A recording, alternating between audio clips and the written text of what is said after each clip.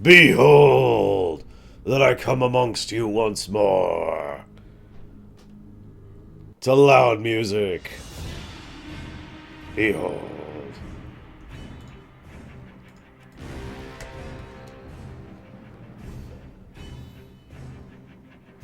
Now I wait to see if I'm actually online. Because I might not be. My chat's being weird, that's for certain.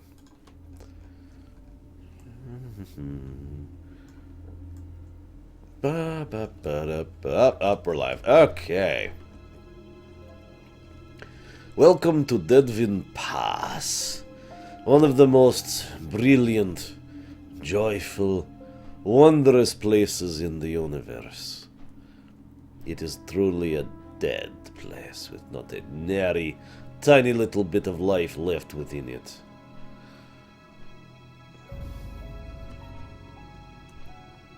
So,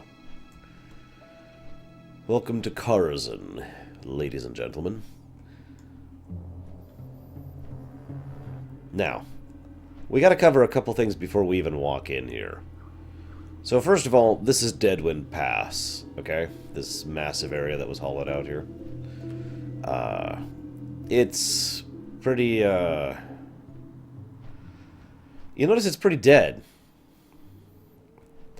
They actually do a really good job of this place, because, it's not just, like, gray. It's like this unique form of kind of blue-gray. And it's probably, in my opinion, one of the most dead-looking zones in the entire game. Just in terms of simply completely dead. Even the trees here are just ashen. It's great. I like it.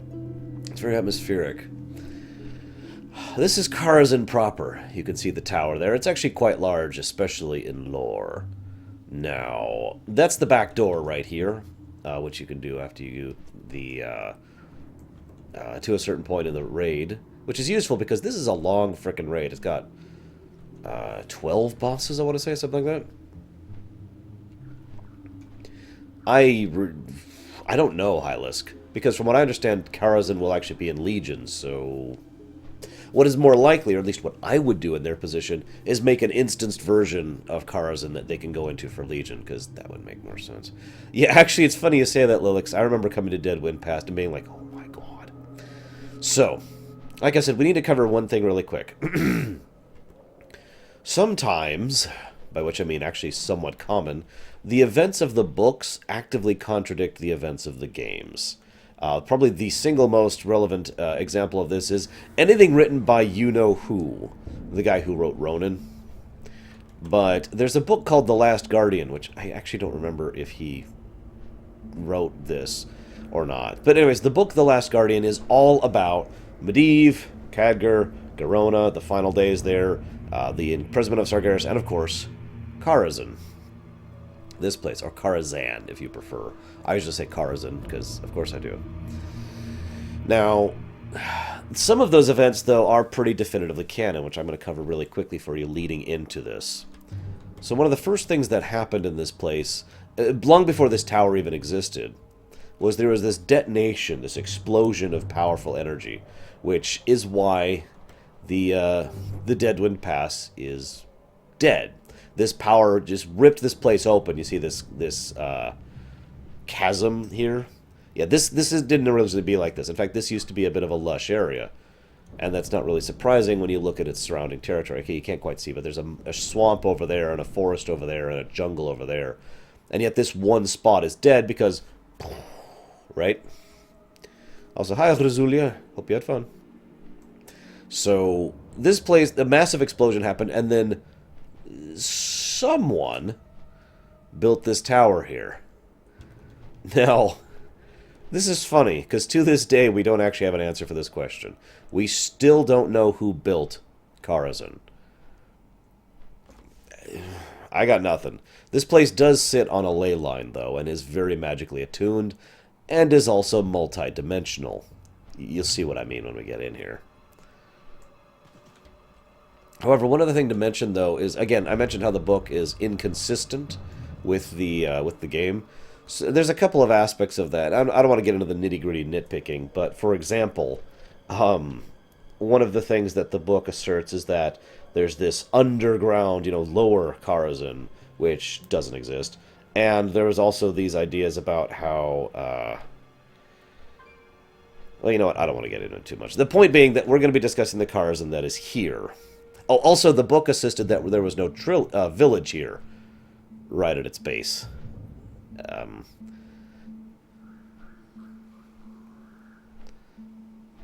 Yeah.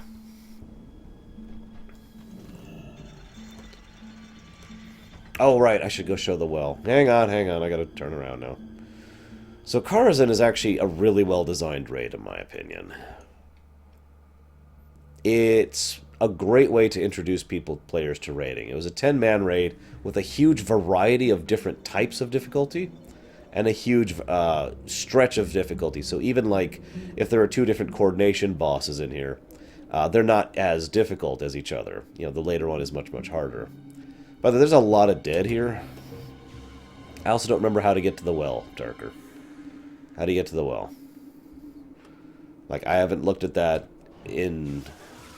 I don't even know how many years at this point. A lot. So I don't know where it is. Help me out, man. Screw it. Sure. Why not?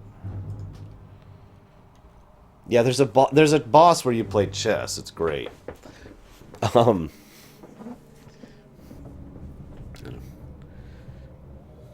Okay, never mind. Moving on. There's a well where you can see a bunch of bodies hanging upside down, and it's really gross. So, moving on. I won't kill any bosses yet. Don't worry, Hylisk. So, this is kind of interesting because the very, very first boss, Attuiment the Horseman, or the Huntsman, excuse me, is actually pretty much just full-on a gear check. Nothing else, nothing more. There's also this boss, though, which some people tend to forget even exists, because he's not actually a boss. You could go over here and fight all of these animals. It's actually called Animal Boss. And if you've just started doing, if you've just hit 70 and you're still working on trying to do heroics, this is a pretty good place to try and get adjusted to the place. As you can see, it's kind of messed up. Lots of spiders, lots of bats, for some reason.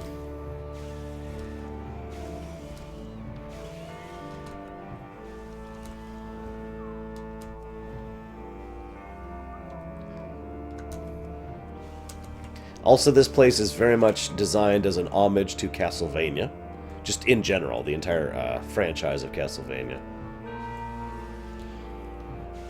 And of course, here's the Hounds. The last section of this area. I'm just going to move forward a bit.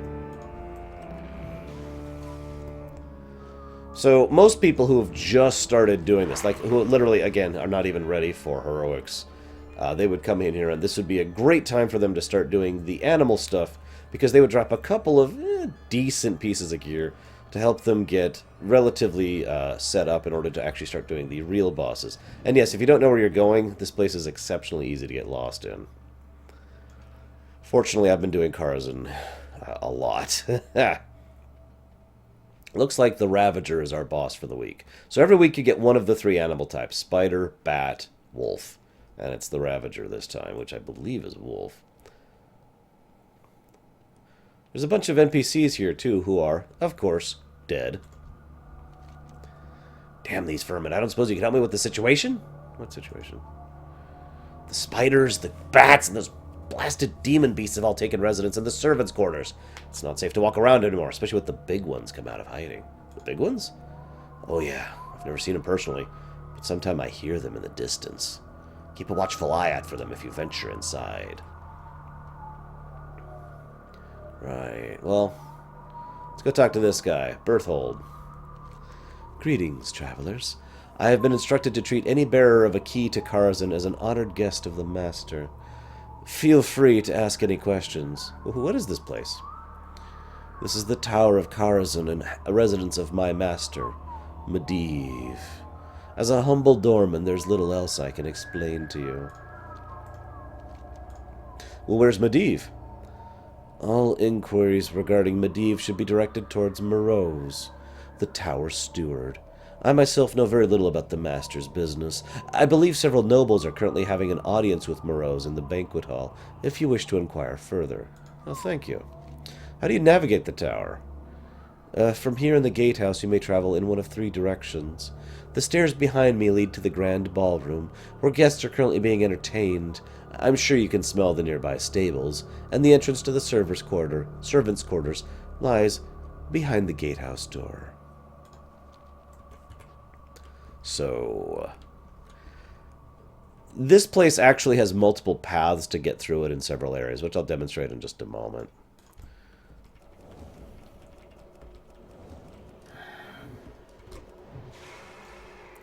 These mobs were no joke, too, especially if you were relatively new to raiding.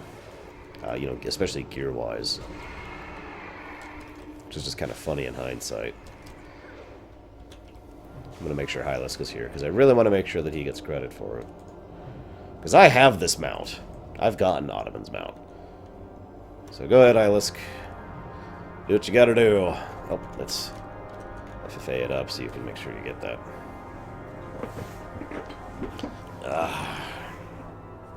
So this is Attument the Huntsman. Obviously I have no particular... Oh, you have the mount. Okay, well, whatever. Bzz. Who dares attack the steed of the Huntsman? Petty rabble. Always knew someday I would become the hunted. So there's Attument. If he drops the mount, I'm going to laugh. Nope, he didn't drop it. Now, a lot of people would bother to go in and clear these guys because there's a blacksmith here. A convenient repair vendor, which was actually a really big deal back in the day. I'll go and repair myself. Almost no one ever went this way, the direction I'm about to show you, which is why I'm going to show you it, because, again, almost nobody ever actually went this way. It's much, much harder than the other path. A lot more mobs, a lot more density. However, during the Northrend, or during the Wrath of the Lich King acclamation event, launch event, there was actually an extra boss over here, which you go kill to get an axe, which enabled you to rock out. I'm serious. And a pet. I, of course, have both. We farmed the hell out of this guy. As you can see, this is a massive barracks with lots of soldiers here from the local town shed. The idea here, in general, I want you to get across is that there was a whole nobility in this region. I don't have time for chit-chat. I have men and women to train and a tower to watch. So Medivh may have been the Archmage and Master of the Tower, but there was a whole infrastructure politically here, according to the game. I mention that because the book, again, disagrees with that. This is the larder and the scullery. You can see the bakers here, the waiters, which are just skeletons if you're paying attention.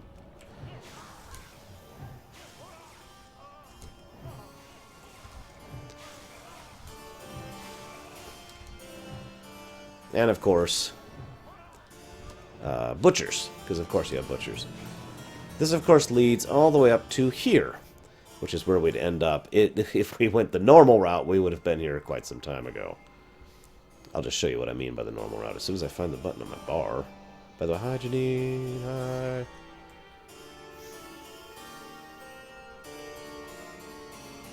So there you go. You can see the entrance is literally right here. Oh, hello. So, yeah, entrance right here. This is the route you're basically supposed to take after you take out Attument. I don't have a lot of lore for each individual guy in here, by the way. Just a few, but I will be discussing it as we go through. So here's the ballroom. Lots of guests clapping and dancing and having fun with each other. Every now and again they say things like, perhaps just one more dance. Then I really must be leaving. I have to get back to... And they can't remember where they're from. These guys right here sucked. Ghostly Stewards, they were always the hardest things to tank in this area. And as you can see, there's quite a few guests here being served with food that appears to be fresh. And the waiters who are, of course, at this point, nothing more than skeletons. I'm a frost mage, Psychotic. What do you want from me? Besides, this only takes a second to get one tick off. But you're right. So, this fight was actually quite a bit of a coordination check back in the day. So, there is, of course, Moroes, who I'll talk about in just a moment. There is the Lady Catrione Vinodi, the Baron Refeduerger, Lord Robin Darris, and Baroness Dorothea Millstipe. These are the noble lords who have, who are, you know, nobles of this area. What are we in combat with? Other than that guy. Yeah, whatever. She's a shadow priest. He is a arms warrior. He is a paladin, and she is a holy priest. Keeping them under control and properly CC'd while dealing with Moroes was actually a lot harder than it sounds. And this was the technically the first actual council fight. I say technically because if you remember I mentioned actually the first council fight was Mulgar. But for a lot of guilds who didn't have the group makeup necessary in order to go do Gruul's Lair, which was a 20-man, or a 25-man, excuse me, they had to come in here and go after Carazhan, a.k.a. the 10-man.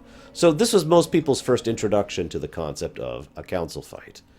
Now, I'm going to go ahead and aggro him and put him on passive. There we go. Unannounced visitors, preparations must be made. By the way, he's a rogue. So we have rogue, warrior, priest, and paladin all represented here. This is actually kind of cool. Moroes was the steward of the tower back in the days of when Medivh was actually in charge here. This tower had so many illusions and so many terrible, horrible, nightmarish things and visions and oh crap, and demons and just all sorts of other horrible stuff that you'd see in this place. Moroes literally would wear blinders like this, so he wouldn't actually be distracted by the nightmares of the tower, so he could still perform his duties. How terribly clumsy of me. And down he goes. By the way, Moroes is not dead in canon here. He actually comes back in Warlords, believe it or not. With Moroes dead and the banquet hall cleared, it's time to get rid of all these people. I don't like dancing. I'm apparently... I can't remember his name. Oh, shoot. Who was the guy who was against Kevin Bacon who was like, there will be no dancing ever? He's a good actor. I can't think of his name. Anyways, I'm that guy. I am the anti-dancer.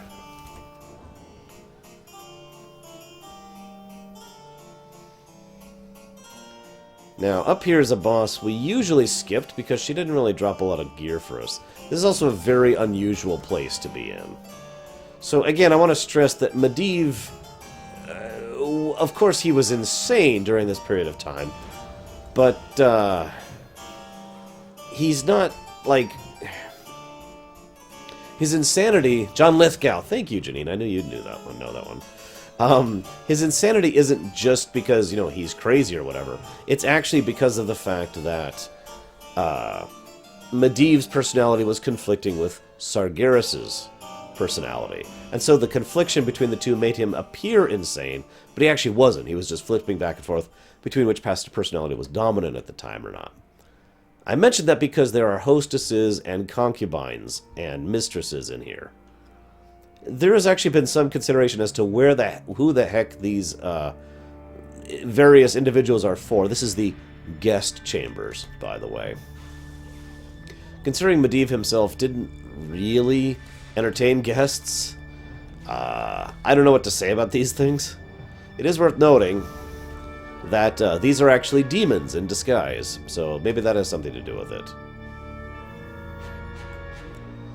And then there's the Maiden of Virtue, which I'm not actually sure what to say about her, other than the fact that she appears to be a Titan construct. Your behavior will not be tolerated.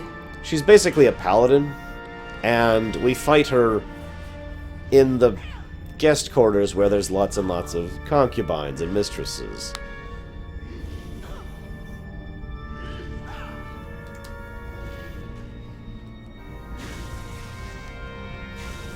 Gotta time this up. Death comes.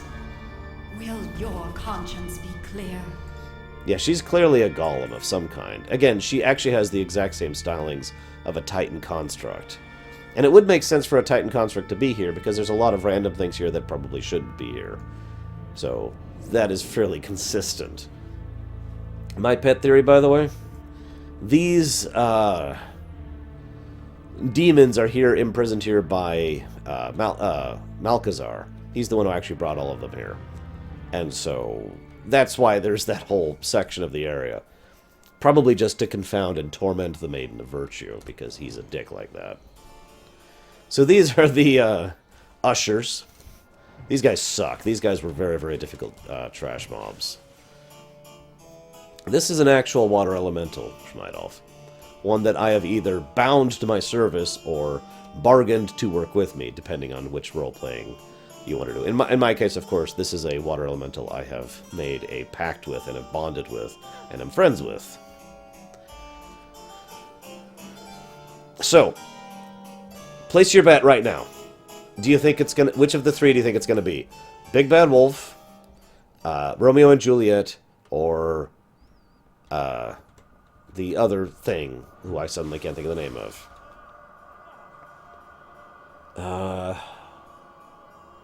Wizard of Oz.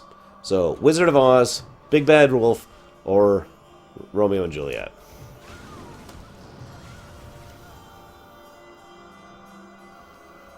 Alright, I should show off. So this is the stage. There's lots of performers here. They actually have a buff, which is great. Literally, a spotlight shows up, and as long as you're standing in the spotlight, you do more damage. As a tank, you want to kind of drag the mob out of the spotlight so someone else can take it, so you literally steal the spotlight. We don't get to pick, by the way. It's randomly decided each week. Look, I'm not an actor. Oh, don't worry, you'll be fine. You look natural. Okay, so let's see which one it is. So there's our audience who are going to be watching us here. I'm just going to let this one play out. This is great. Welcome, ladies and gentlemen, to this evening's presentation.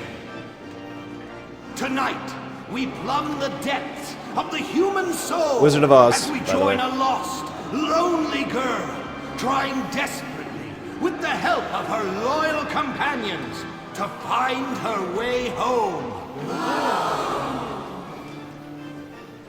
But she is pursued by a wicked, malevolent crone. Will she survive? Will she prevail? Only time will tell. And now, on with the show!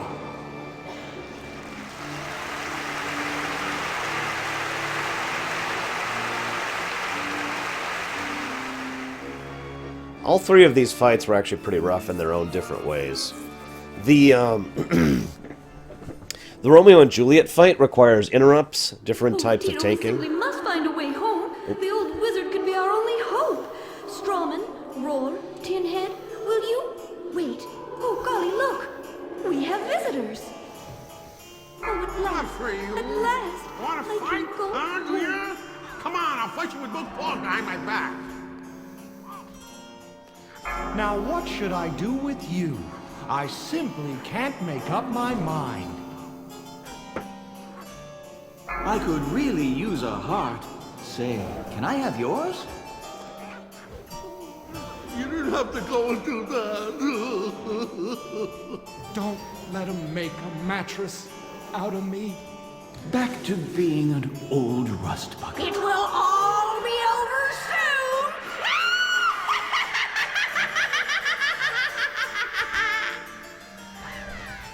Because of course she uses tornadoes. Why wouldn't she? How could you? What a cruel, cruel world. So anyways, the Romeo and Juliet fight was a swap tanking fight and a know your interrupts fight. And you had to kill them at the same time or else they'd resurrect the other one. The Big Bad Wolf fight was one of my personal favorites. Every now and again he would pick someone, turn them into Little Red Riding Hood, and then they would gain a run speed buff while they were Little Red Riding Hood. And he would just fixate on them and chase straight after them. So they had to immediately book it to the outside of the theater and try to run away as fast as possible. Because if he ever caught them, he basically killed them. And the one we just saw was a big coordination check. Another council style of fight. They got very popular about this point in time. Yeah, if you hit the Scarecrow with fire, he was temporarily mezzed, so you had someone doing fire damage to him. The Tin Man, as long as he took fire damage, he got more and more slow. And of course, the longer he was up, the more rusty he would get, so he would be incapable of actually functioning. Dorothy herself was actually really easy to deal with. It was her pet, Toto, was the real issue there. And so forth and so on. So you notice, there's just such a stark difference all of a sudden. I want you to pay attention to this really quick here. See this? All this area has been, you know, relatively well received. Looks in good condition even. The moment we cross this threshold, this is what Karazhan looks like. Also, always make sure to go over here to open the back door. There we go. Don't even have to click it, you just have to walk over there. This dungeon also has a lot of optional bosses. In fact, the Maiden of Virtue that I showed off was an optional boss. This is an optional boss you had to do a whole other section to do. You see, once upon a time, there was a blue dragon. And that blue dragon came here to try and save Medivh from the influence of Sargeras within him. It looks like I actually can't summon him. Interesting. Thought I'd done that on Nether. Well, whatever. I guess we will not be showing off this boss, unfortunately, because I can't summon it. But anyways, so, a blue dragon. And this blue dragon wanted to help, like I said, save Medivh. And the blue dragon came to confront Medivh. And Medivh burned him alive from the inside out. I'm going to stress that again. He burned him alive from the inside out. So he died a horrific, terrifying death. And he's actually a boss here, Nightbane. A completely corrupted, nightmarish, half undead, half corrupted dragon. With who you fight on this terrace. He's pretty rough, too. I would argue Nightbane is harder than Malchezaar, even though Malchezaar is the lore end boss of Karazhan.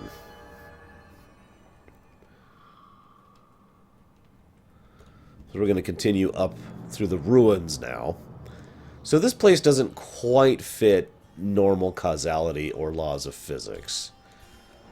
My personal theory is that the sections we're going through here are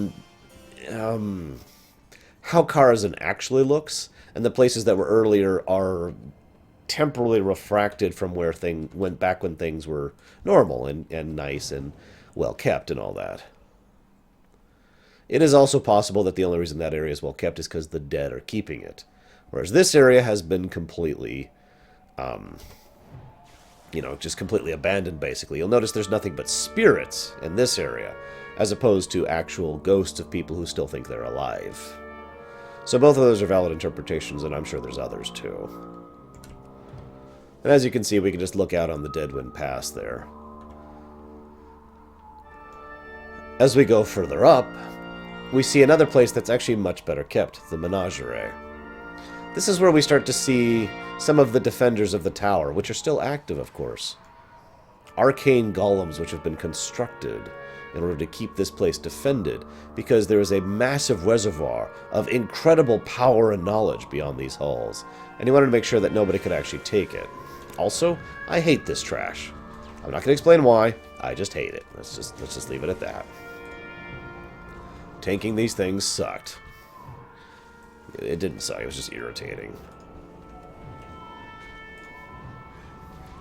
The Siphoners, of course, steal your mana. Once you kill these things, loose mana gets into the area, so you can get your mana back. And you might start to notice, as of this point in time, things are getting a little bit different. Like, if you look up, you'll notice that there's chunks of the pillars that are just floating in midair. And, chunks of the walls that have been ripped out of them that are just kind of hovering there. So we're starting to see this place is starting to fall apart, more or less literally. This is the curator. The menagerie is for guests only. It's a very polite curator, so that's nice. The curator was actually, believe it or not, basically the barrier to getting into the rest of these bosses. You could actually divide the entirety of Karazhan in half, with the curator being the halfway point. Everything before this, just about anybody could do those bosses. They're not that difficult, they don't hit that hard, and at most they're a coordination check, so very low gear requirements. From this point on, the gear requirements get much, much more severe. This curator is equipped for gallery protection. So if you could get the curator down... Failure to comply will result in offensive action. Curator is no longer operation.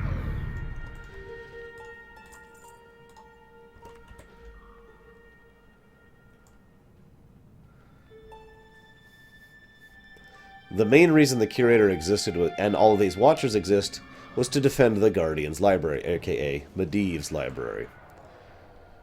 Just to give you an idea, see that person down there? That's a person. So those are books, and so are those, and so are those, and so are those, and so are those, and... Yeah, this is a fairly large library, as you can kind of tell here. Also, for some reason, there's a lot of mana creatures in here. I'm not sure why. Oh, wait, are these... Right, I have to melee these. Damn it! Hang on.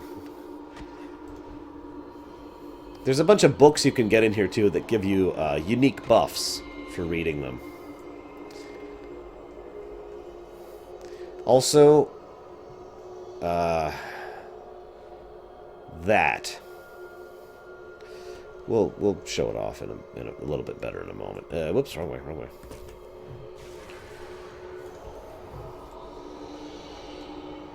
The whole time you're going through here, these guys are yelling at you because they think you're pillaging and desecrating the place. Just, you know, interested in stealing all of the tomes. After all, they were sent to defend this. No, not the letters, that's my name. It's kind of hard to showcase, but this might give you a better shot of what I'm talking about. There's the top of the tower. Keep in mind, we've seen the outside from within the tower. We walked through that earlier, remember?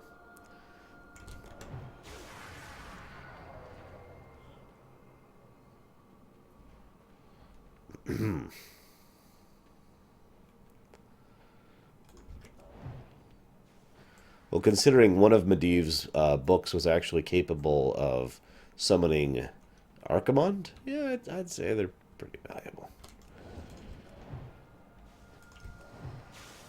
Welcome to the Exploder mobs. Pretty much no matter what you do, these guys suicide bomb you.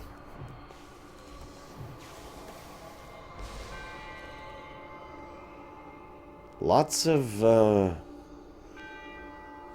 random arcane things in here. It's kind of strange, actually. Oh, well.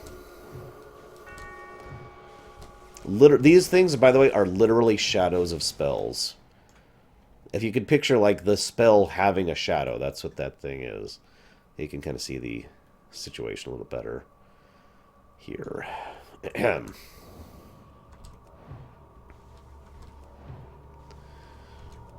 Yeah, I gotta be honest, I wouldn't mind a trip through Karazhan if I had a guaranteed way to get out.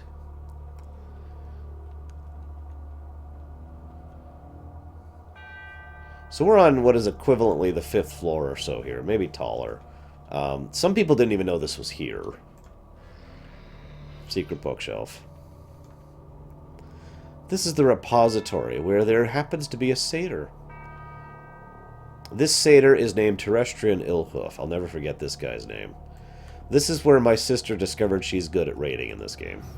On this boss fight, she was here and she had been watching her boyfriend of the time fail miserably at this boss over and over in his given role. He was playing a mage. And so she took over and did way better. Just in her very first time playing this game ever, by the way. She'd never even touched the game. until she fought Terestian Illhoof here. My life You're is just yours. in time. Oh, great one. The rituals are about to begin. He had a whole bunch of fun little mechanics about the literally non-stop wave of imps he would throw at you. And of course he would randomly sacrifice someone.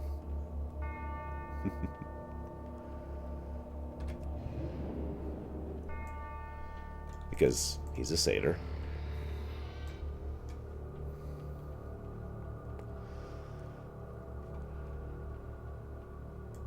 Notice how the music has gone from flat-out creepy to just quiet, by the way. It kind of emphasizes that we are now in the place that is serious. Speaking of which, this is the boss that most people had the most trouble with, and the boss that you have to beat in order to get a teleporter up to this point. This is the shade of Medivh's father. Medivh's father was actually a very powerful mage for the time, so relatively speaking. Not actually super powerful by, more modern standards. Aran, Neelis Aran was actually his name.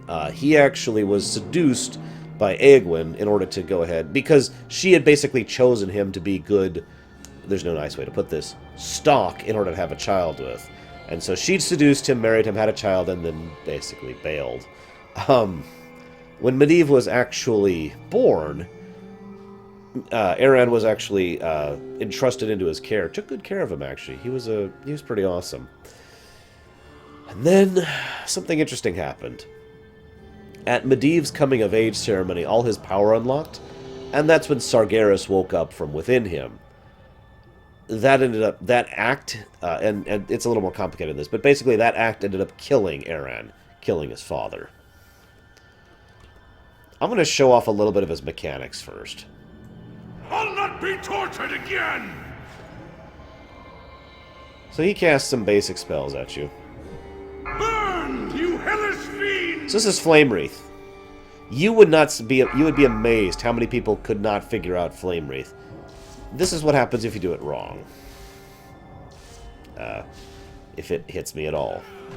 Maybe it's not capable of hitting me because I'm too high level. Holy crap! Well, okay, I can't actually... Oh, there we go, it finally hit me. This is what happens if you screw that up. The fall is pretty bad, and it basically resulted in a wipe anytime it happened. I am not some simple jester! I am Neelis Aran!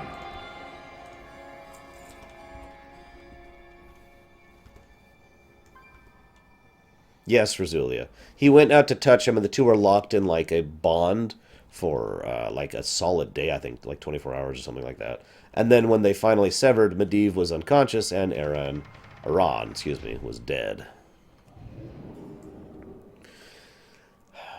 Yeah, poor guy. So anyways, yeah, the point of the Flame Wreath is as long as you didn't move, you're fine. The moment you move, whole raid gets flung into the air. Which is doubly stupid because it's so easy not to move. And some people would jump, and some people would try to hop over the Flame Wreath to get out of it. And it's like, guys, is it so hard to understand the concept of don't move? And yet, you would be amazed how few people could figure out the simple command of don't move.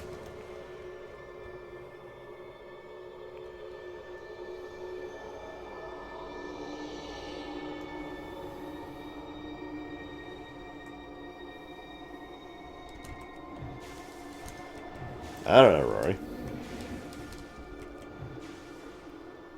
So, just a little bit of flavor anecdotes. As you can see, the Ethereals are here as well.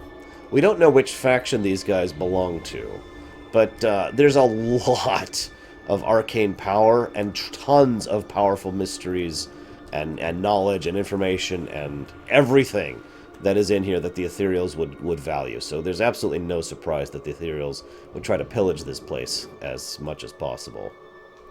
Also, as you can see, the closer we get up to the ceiling, the less tower there is up there. As I mentioned, Carazhan is multi-dimensional, which is one of the reasons why the Ethereals were able to get in without having to enter the front door, if you follow me.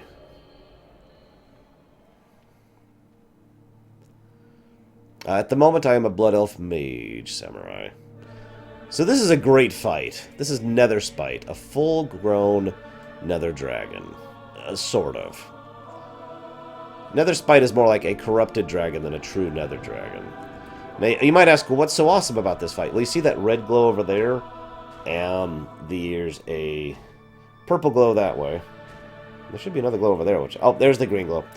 So you see these three things? Every second that they're on him, they give a buff to whoever's in it.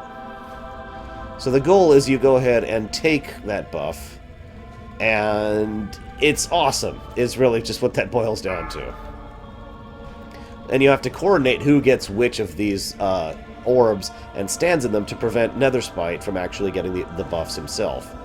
It's a really, really fun fight. I really enjoyed this fight. Tanking it was a lot of fun, especially. Hey, he also drops Netherwing eggs, by the way, if you want to use those.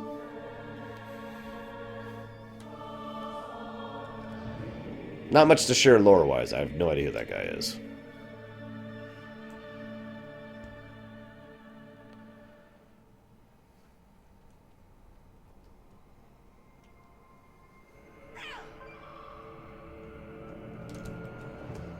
As you can see, more ethereals in here. So, how many attempts do you think it will take me to do chess event, guys? Because that's the next boss. I will be concentrating a little bit on actually doing this fight properly, so I won't have a lot of commentary while I'm doing this. This is the chess boss. With a 10-man, this is the relaxation point. It's almost impossible to lose this fight. With one person, you have to actually fight this guy very, very carefully. Especially since that's a thing.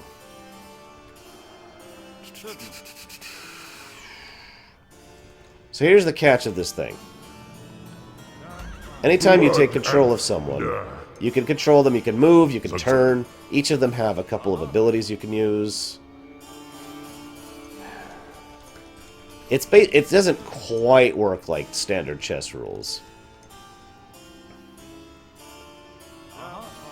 Yes. There we go. The real catch, and the real thing that makes this so difficult, is that recently in-game debuff. The recently in-game debuff means that as long as you have that debuff, you can't actually control a character.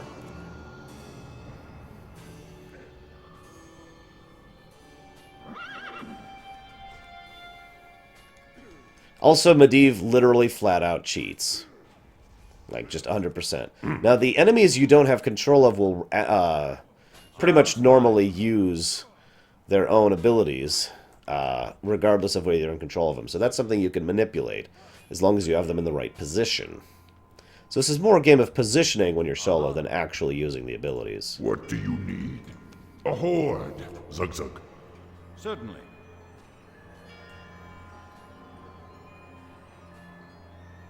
Sounds fine. A transparent stratagem. Yeah, shut up, Medivh. Certainly. Double. Now, let me try it for now, Hylisk. If I actually start to fail, feel free to join me. I haven't actually failed this in a while, which means I'm due. So.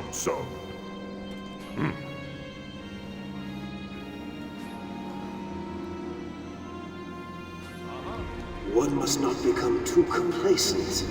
Yep, saw that coming. He always does that. It's okay, I was ready for that. The wheels have begun to turn. Slay them all. He always puts that fire under Black Hand. It's very regular. Sounds fine. Let me get some damage off while I wait for this. The wheels have begun to turn. I'm sorry, Deutsch. Certainly. Fun fact, in lore we're not 100% certain if these are just, like, constructs, or if they're phantoms, or if these are actually people who have been, you know, enchanted to be here and have to deal with this, which, I don't know, take whichever one you feel is more horrifying. Certainly. Interesting. fine. Come on. Sounds fine. No matter. How's he doing? Okay.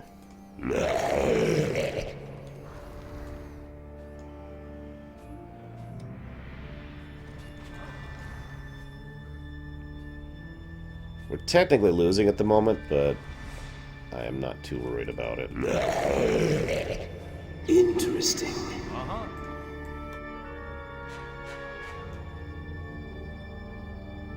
Certainly.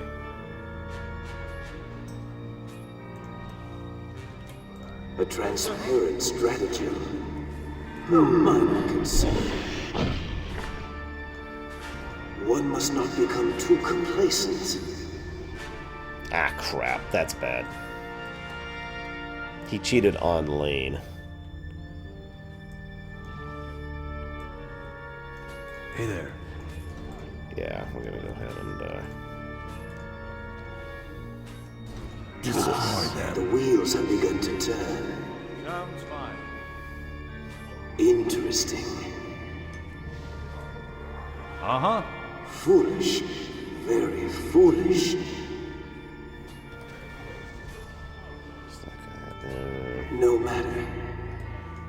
Now it gets interesting.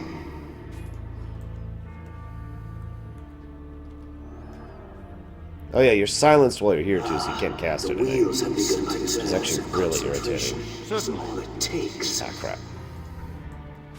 Yes, of course.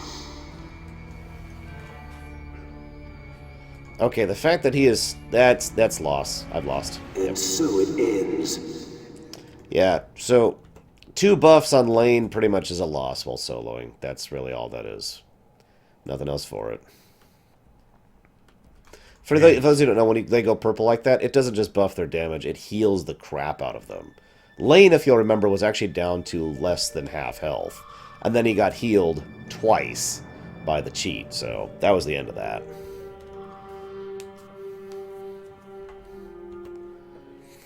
Good question, Nightforger. We don't actually know. That's actually... I shouldn't have said anything earlier. That's the first time I have lost chess event in years. Right, I need to go to this.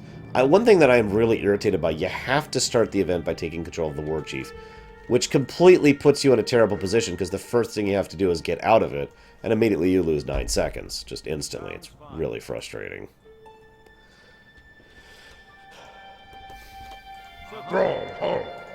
Strength. Yes. Nacho cheese? I'll take nacho cheese with some chips. No fries for me, though, thanks. Certainly.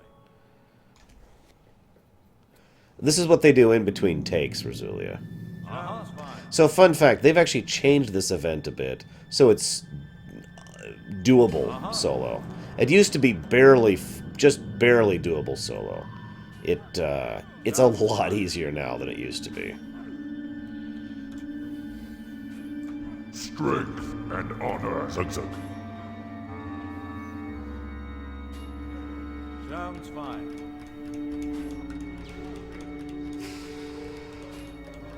Certainly.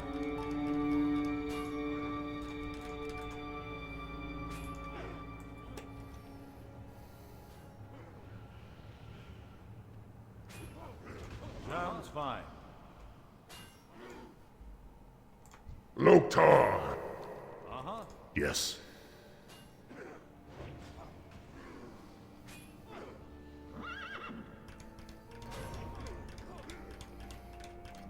Sometimes I get impatient waiting for my next action. That'll do.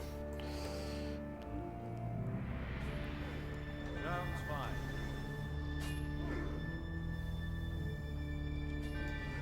Certainly. What do you need? Ooh, with honor. Double. Let us see, no matter.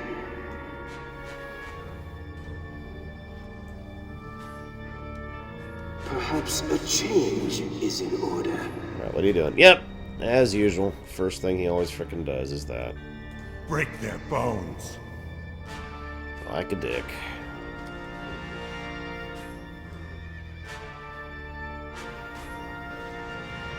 A transparent stratagem.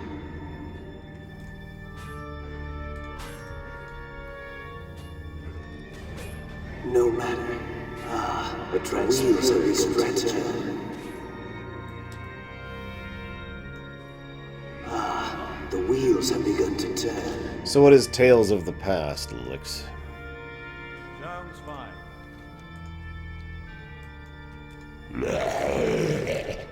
Yes, of course.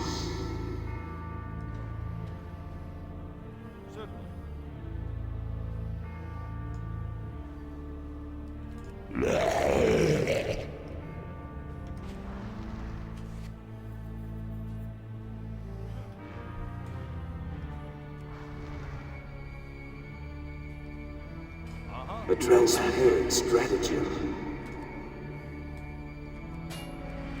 Sounds fine.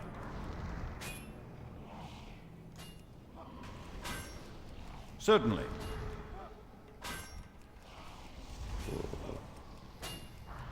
Uh-huh.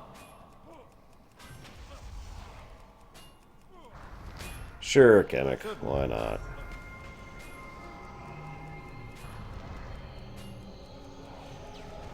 Is that the one with Tyrion forging, Lilix? A necessary sacrifice. Yes, of course. One must not become too complacent.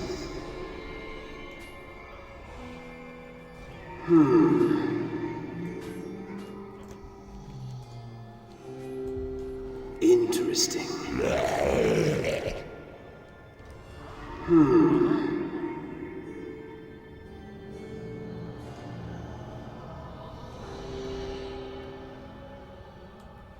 Foolish. Very foolish.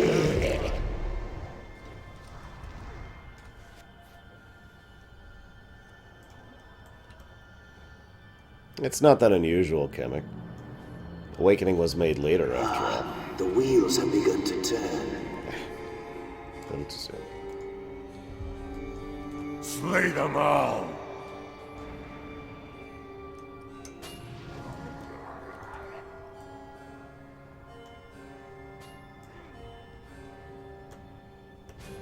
A necessary sacrifice.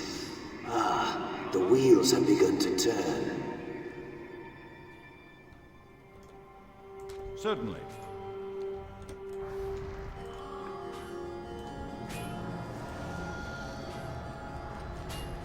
Back up.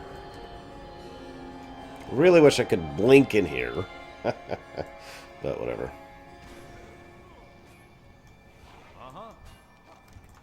Come on. Break their bones.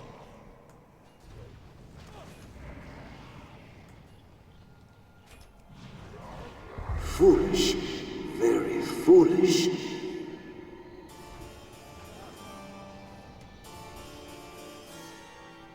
Destroy them.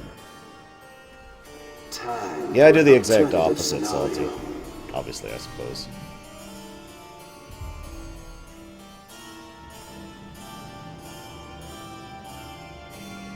Slay them all. Slightest loss of concentration to plan what it takes.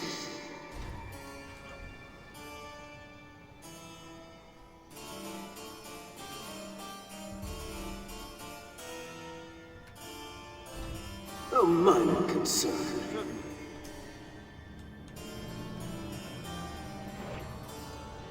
I should do that.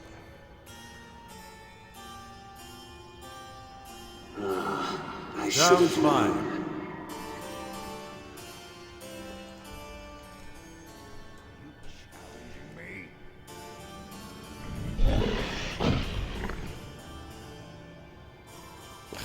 Really?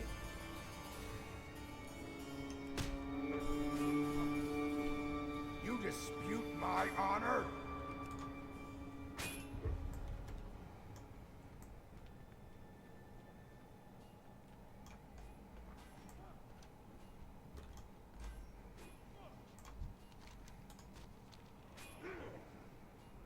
Now it gets interesting.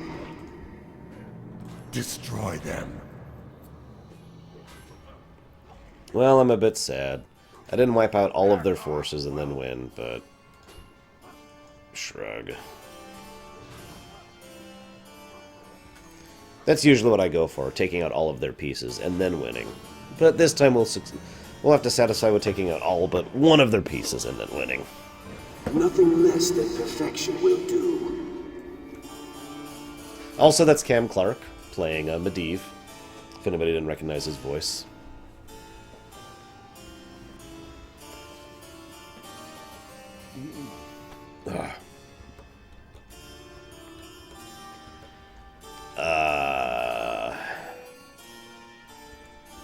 They heal Arthas of the Corruption. How the crap hell do they manage that? Oops.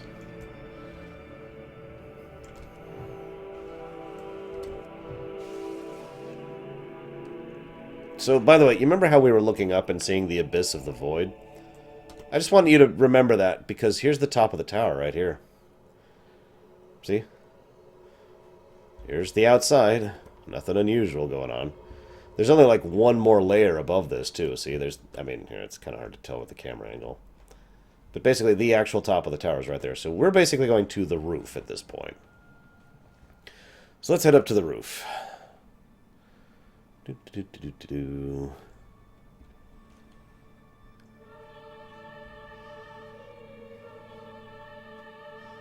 And voila!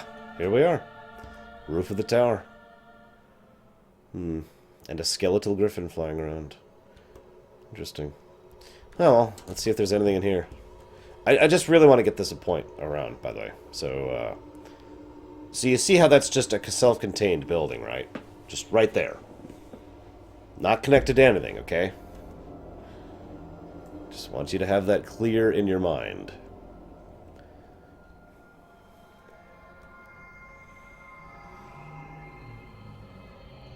Because, this is known as the Nether Space. It has been argued this is literally within the Twisting Nether. We're not 100% sure of that. Because, yeah. That's Prince Malchezaar. Now, he's the one who's moved in after Medivh has left and basically has taken ownership of the tower. He is the reason why so many of the things that have been going on in the lower levels are going on. Why? That's a good question. There's no motive that we're aware of for Malchezaar. He's just doing things because it's... I don't know. No big answer. Sorry. Madness has brought you here to me. I shall be your undoing. Now, Malchezaar is actually a pretty high-ranking and strong Eredar in lore. Now, the funny thing, and I just want to share this, occasionally he will bring down an Inferno. All realities, all dimensions right there it is. are open to me. Now, this is actually a really cool mechanic. There was always one player whose entire job was to watch where it was coming. Because once it lands, you'll notice it's not even targetable, right? Oop, oop. It just basically starts chain casting hellfire over there. In other words, that just kind of reduces your ability to be on a certain part of the terrain. That's really the only purpose those things serve. If the fight drags on too long, then this whole place will be completely covered in infernals. Simple to stand. Time is the overwhelming power. Burn. All realities, all dimensions are open to me. I am a prince of the Eredar. I am... He also drops his thing. So he drops a bunch of artifacts that reference a lot of things from Warcraft 2. The generally accepted idea is he doesn't actually have those artifacts. He just has been, gathering simulacras of them based off of being here in Carazhan, which has, as I mentioned, both time and space dimensional echoes going on throughout it.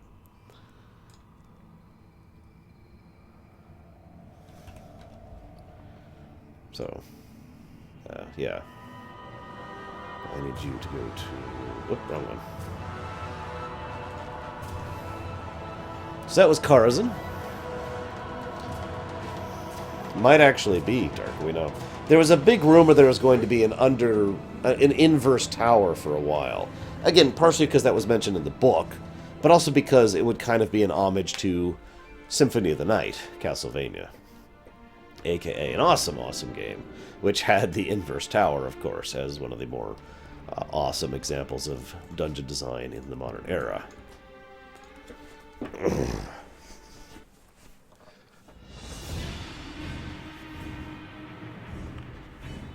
He may actually have the real Gorhal. Possible. 5 million years from now, Deutsch. Roughly.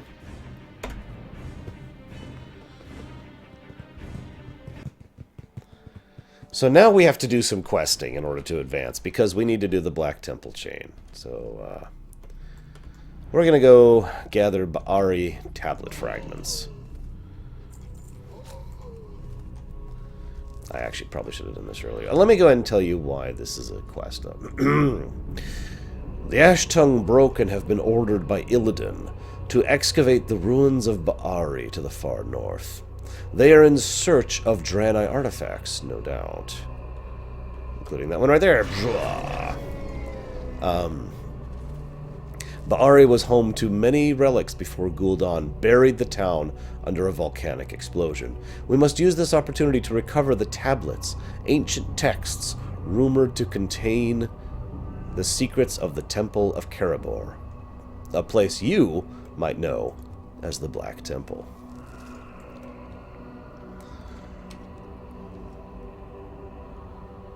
Why is that on cooldown? Oh, whatever. See you around, Jenkies. So, this kind of, once again, explains some of the horribleness of Gul'dan. I mean, we've already kind of explained see you around, Salty, many different reasons why Gul'dan is a horrible person. So you remember how he severed the ties of the elements here? Well, he didn't pick that spot accidentally. He could have severed the ties to the elements basically anywhere. The location doesn't matter. He just wanted to build a volcano right there because there happened to be a Draenei town pretty much in the wake of it. In other words, that volcano was designed to destroy this city of Draenei, in addition to the other things it did.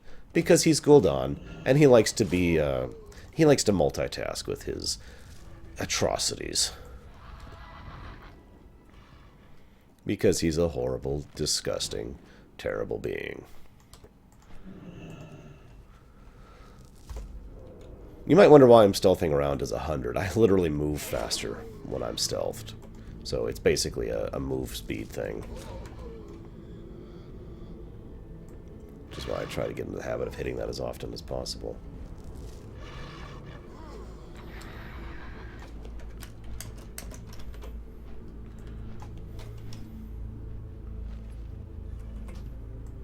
Let's see, need how many more? A couple more. Yes, a multi-staged evil bastard. He really is just monstrously horrible, too. I believe the next raid we'll be doing is Hyjal, by the way, Razulia, if you happen to be listening. Pretty sure it's Hyjal. Which also means we're going to be taking some time doing the Caverns of Time instances before we do that. I was hoping to do those separately, but due to the nature of this quest chain, I basically have to do them now. So we're going to do them now instead. Sorry, guys.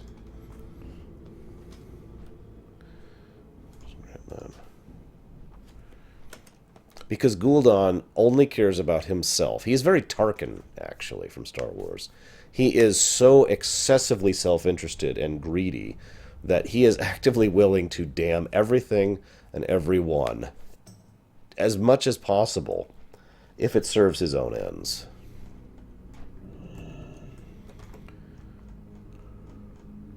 Anaria Shola. Short-sighted, probably, Shadow. These tablets might provide us very useful information.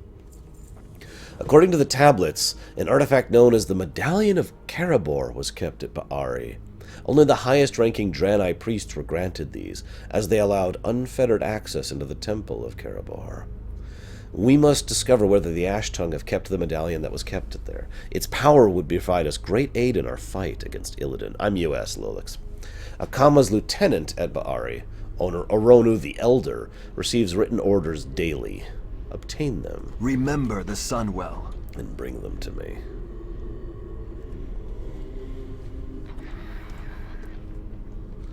I can do that.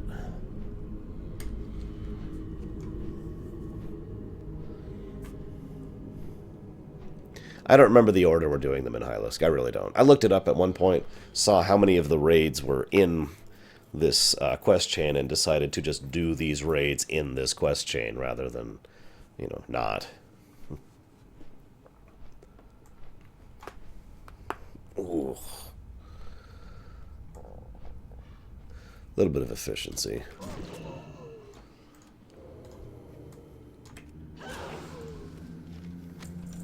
Alright, we have the orders.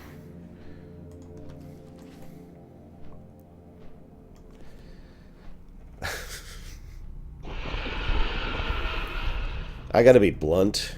If I'm being 100% honest, you know, no jokery or whatever. Donald Trump, or insert unpopular political figure here, does not even come close to what a lot of these fictional characters do. Gul'dan is incredibly, insanely, narcissistically, uncaringly, brutally, unforgivably evil. He is the kind of character I would hope would never get a redemption arc, because it would piss me off. The eternal sun guides us. Any news? Time is not on our side. It matches Akama's handwriting. Let's see what we can learn. According to Akama's letter, 4 fragments of the medallion were unearthed and given to the Ash-Tongue corruptors. These dreaded Broken were once powerful shaman who now defile the very elements that they revere. Find them. Obtain the fragments. We will have justice.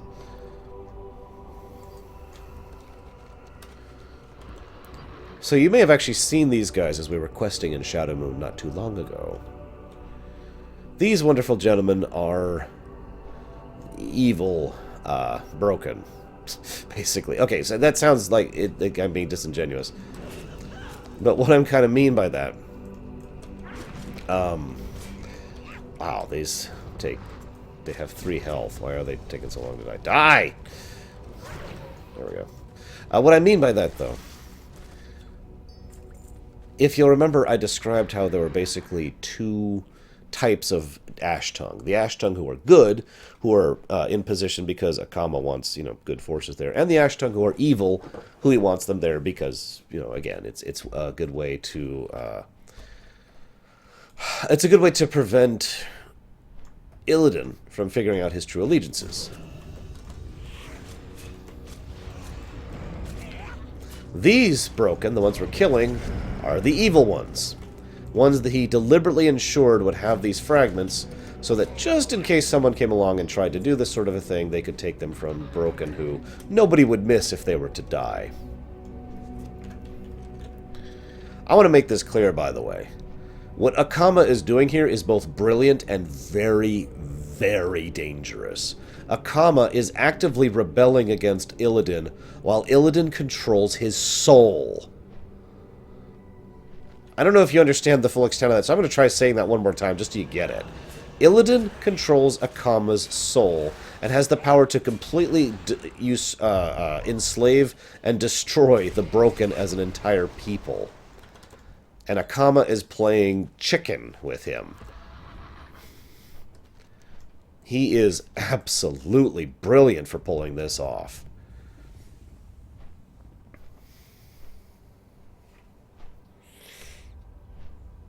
And I would not want his job. So what I mean by that, though, this is why I say, you know, there's the good Ash-Tongue and the bad Ash-Tongue, and they're constantly balanced against each other. This is all one massive deception that Akama is playing literally daily at. He constantly has to appear like he's some evil, horrible bastard, so that the people who assume he's an evil, horrible bastard don't realize how good he is, so he can go do good against the other evil, horrible bastards, so that they think he's just being an evil, horrible bastard, like all evil, horrible bastards do, and infighting amongst each other, and yada, yada, yada, yada. He's just doing this balancing act this whole time. It's brilliant. Akama's a great character. I was actually really happy to see him come back for Burning Crusade. They got a great voice actor for him, too. Don't worry, we'll be showing off the video before we walk into the Black Temple, for those of you concerned. It's that one right there. We'll see as of the Black Temple, they're getting a lot better with their machinima. Their in-game rendered cutscenes.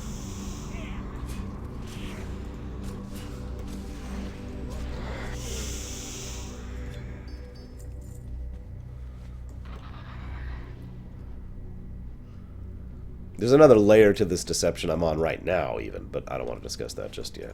We're almost there. We're almost there.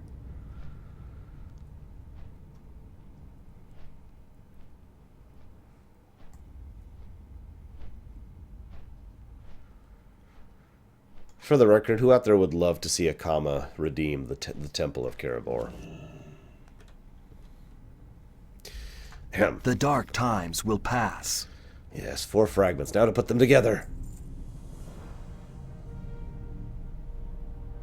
Yeah, I think you're right, Hylisk. The fragments you obtained are only half of the medallion. The Ash-Tongue leader, Akama, has kept the other half. I dread to ask this of you, as Akama is both evil and cunning. He and the Ash-Tongue Deathsworn, the vilest and most brutal of the tribe, are rumored to run a torture chamber inside the Warden's cage. I want you to find that dreaded prison and find the whereabouts of Akama. His second-in-command in the location is a broken known as Sonoru. Interrogate him if you must. Lorerun.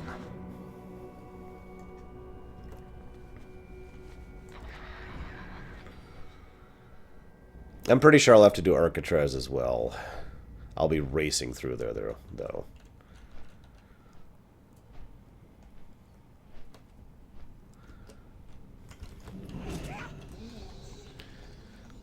So this is a prison. But, Live another day. So we meet a Broken who immediately bows and says, "Greetings. We've been expecting you, Tamizat. Akama said you would arrive sooner or later." Akama has been tracking your progress quite closely, Tamizat. The Ash-Tongue you've slain at the ruins of the Ba'ari are among the most evil Broken known among us, carefully hand-picked by Akama himself to maintain the facade we need to present to Illidan. The Deathsworn, however, know of his true intention. First things first, we need to know you're not with Illidan. A satyr known as Xandaras watches over us. Go kill him as proof of your allegiance.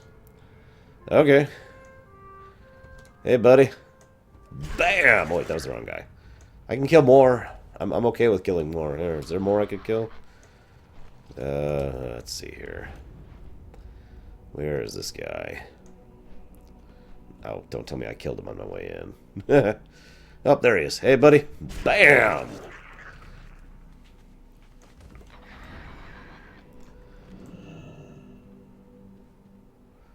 Okay. What? Very well. Your allegiance is no longer in question. You may go see Akama. I will reveal to you our leader's hideout. Follow the halls beyond. There will be an underground passage hidden by a stagnant water. I must warn you, you are not to speak of anyone what you see back there. Peace for you. This is actually kind of funny, by the way. I found this place by accident long before I ever knew about this quest. I shouldn't say I did. Pax and I did. We both found this place. Because we're going this way, and it's like, oh, God. What's down here? And then we had a small fangasm, because when we came out on the other side, we see Akama, who looks awesome, by the way, and Maiev Shadowsong. This was back when I only sort of disliked her, as opposed to actively despised her. Anyways. Our faith cannot be broken. Hail, Tamizat. There's much we need to talk about. I hope your mind is an open one. The decisions I make are not understood by many. Only my closest collaborators have understanding of the portents I see and the signs I await. When I joined forces with Illidan, it was based on visions foretelling that otherwise my race would have been destroyed. I have waited patiently for other signs and visions to come to pass. Valen's exodus, the opening of the Dark Portal, and your arrival. Yes, that's right. The player character was in a vision of a comma. Never hesitate. Light guide you. Holy crap! Mortals here? What is the meaning of this, you pathetic broken?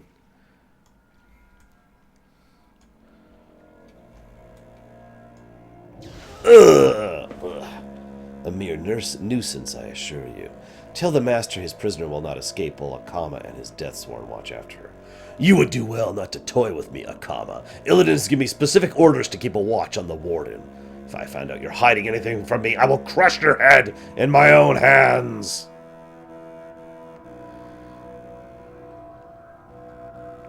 Forgive my harsh methods, but the betrayer cannot learn of the truth. My secret must be kept at all costs. So then he reses you. We need to up the mortal counter really quick. That was definitely a mortal thing.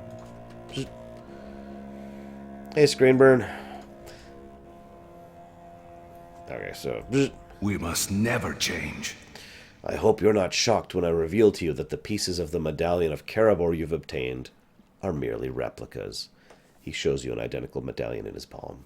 My deathsworn and I have kept the secret from Illidan as long as possible. We are, however, missing the final piece. Udalo came to me in dreams to announce he had found it. Unfortunately, he is held by Kael'thas inside the Arcatraz. So now we have to go to the Arcatraz. Light is our strength. Which means making a bit of a trip. Now, since Hyjal is on, I'm going to go ahead and take advantage of the accessibility of a mage portal, which I wouldn't otherwise have, and actually rebind my hearth. Actually, I really don't want to do that. The things I'm willing to give up for this Lorerun.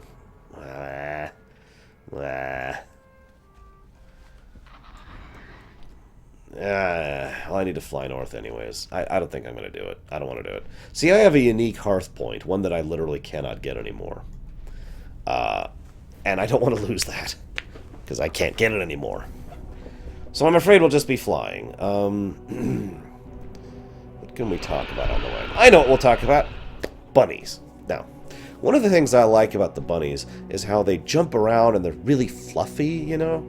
And they've got that little thing they do with their nostrils where they go... And they're very cute, you know, that kind of a thing. You don't like cute bunnies? Because, I mean, cute bunnies are really, really cute. I was going to Hearth here, so then I could fly up here and then Hearth back and save me some travel time. But, like I said, I don't want to lose that unique Hearth point. Oh, you're asking which the unique one is. I'll show you, actually, at some point in time. BRD. Okay.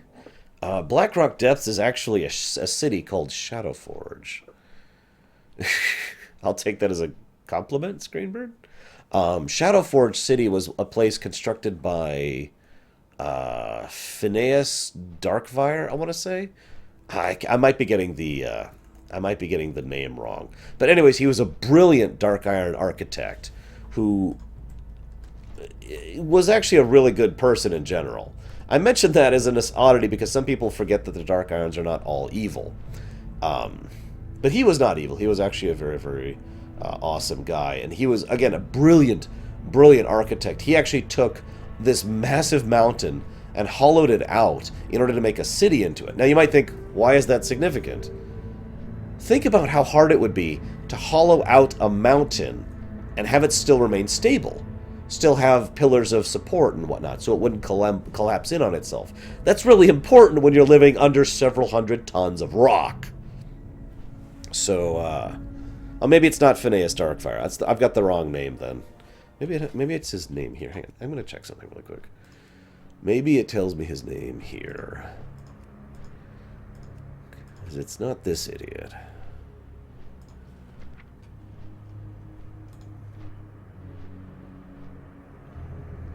I'm sorry. Fanklorn Forgeright is the guy who was brilliant. My bad. So Forgeright is the guy who was actually the brilliant architect. My bad. Phineas is the idiot, who's a politician. He likes to take other people's ideas and claim they're his own. So, like I said, politician. So anyways, So he built this whole city so that it would actually maintain cohesiveness and would stay stable, while being on top of an entire area that was attached to the elemental plane of fire, while not disturbing the rock above it. It was really a brilliant design. He's also the reason we have basically a floating island which is being suspended by massive chains, which are adhesed to the inside of the mountain of Blackrock Spire. Now, BRD has been controlled by the Dark Iron Dwarves basically for forever. Basically since its very inception, actually. Again, approximately 230-ish years ago, give or take. And we're almost to the Arcatraz. Finally.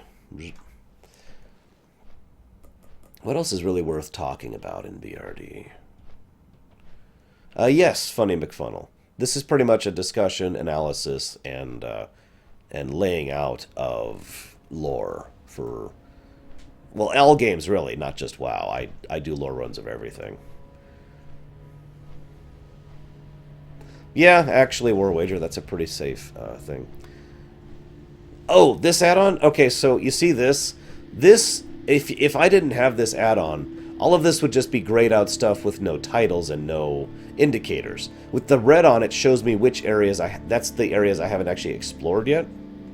And this enables me to see exactly where, for example, Stormspire is, or Forge Base Oblivion, or whatever, without having to go and actually explore it. Right.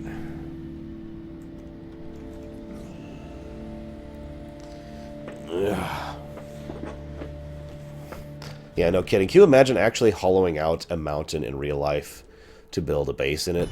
I mean, that would be like that one in Colorado, which I'm not going to talk about. So we're only interested in one thing in here, and we've already shown Arcatraz off lore-wise, so I really don't have anything else to add to this place, other than it's still pretty and still horrifying. So, horrifyingly pretty. A common trend, it seems. Now, if memory serves, we don't actually have to kill everything in here. If memory serves. I need some air. It is really hot in here. Yep, we're good to just skip that boss. Bye, Zeriketh the Unbound. Bye.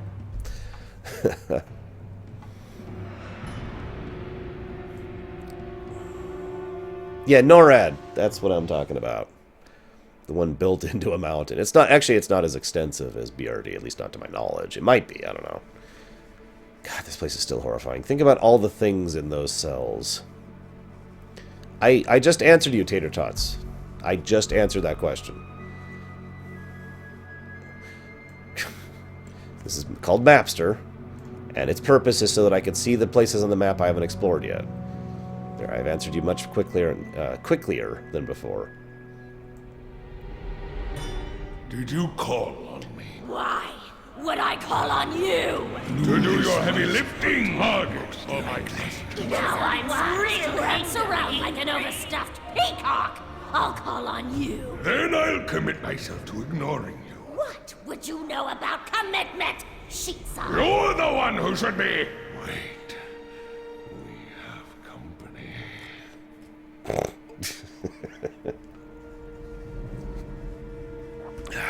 I was seeing how quickly I could kill both of them compared to each other. You'll notice we have to go quite a way into the Arcatraz for this quest. Oh, you jerk.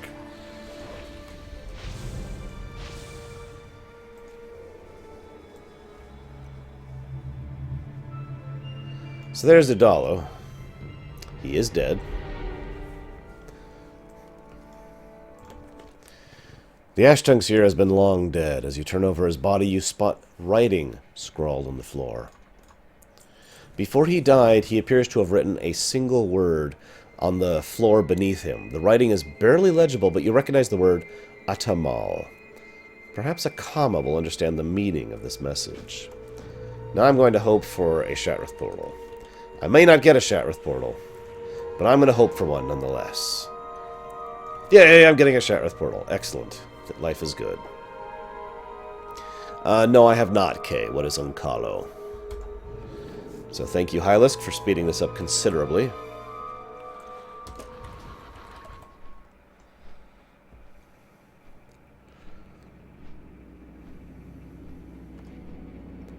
So there's basically two halves to this quest. Now, I know for a fact I can do the first half. I'm not 100% sure if I can still do the second half. I believe I can. If I can't, then I have done all this prep work for absolutely nothing. But the second half of the quest, the first half of the quest is all dungeons and a few outside quests. It's some good stuff. The second half of the quest is basically all raids. And ends up going through the Black Temple itself. And once we do the Black Temple, we'll show off Kael'thas briefly. And once we're done with Kael'thas, we'll do the Magister's Terrace. And once we're done with that, it will be time for the end of the Sunwell.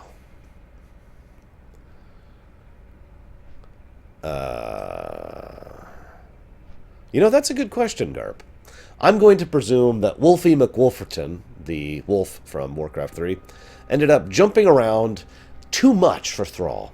And unfortunately, he ended up jumping just a little bit too high and bumped his head on the ceiling and cracked his skull like an egg, and he's been dead ever since.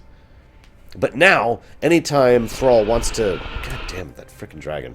Anytime Thrall wants to experience his presence again, he just summons his Ghost Wolves. That's who the Ghost Wolves actually are in lore, obviously, is Wolfie McWolferton.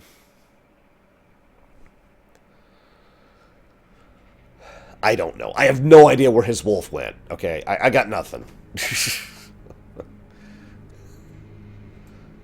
I got nothing. Yeah, that dragon, I swear to God. That frickin' dragon. Pretty sure there are no such sounds in the future. Oh, that's right. I owe you that, don't I? Permeus, are you still there?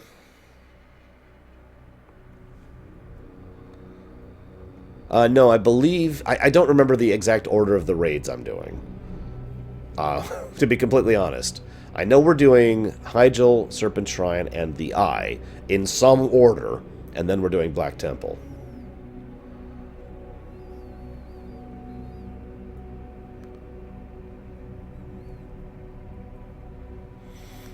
So, yeah.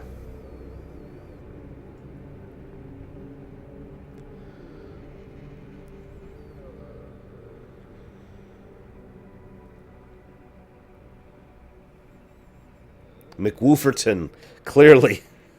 Guys, we've made him canon. McWolferton has entered WoW canon.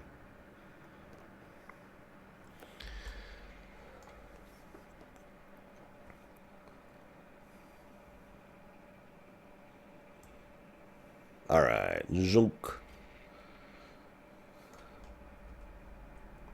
Mancrick and his wife isn't a big story. The two have actually been boyfriend and girlfriend since they were very young. Like, since they were still kids. So the two have been together for forever. You know, kind of a high school sweethearts kind of a situation. And she was killed by Quillboars, and he never got over that. That's pretty much the story. Yes, of course. It all becomes clear now. It has been known to us that the fell orcs, under Illidan's command, have guarded an Autumnal crystal known as the Heart of Fury at Autumnal Terrace. They cloud its presence with dark magic to keep it from the Shatar. Fight your way to the terrace outside of the Black Temple, and turn your eyes to the sky. Shadowlord Deathwall will circle the terrace beyond your reach. You'll have to slay him and his warlocks before you can obtain the crystal. Which is funny, because I did that quest kind of by accident earlier on my Worgen. Also, hi game.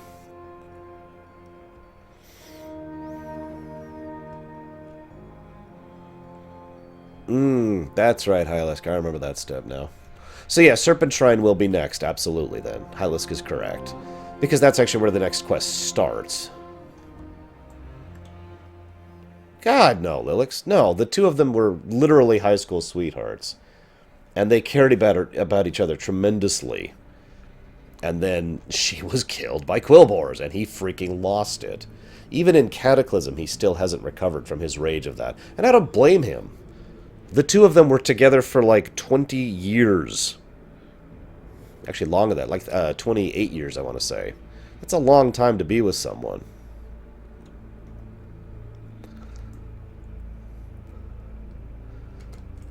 Die. Die. Die. Whoop. Ah yes, Permeus. How much is it worth to you to go kill a Fel Reaver? While I'm in the vicinity, so to speak.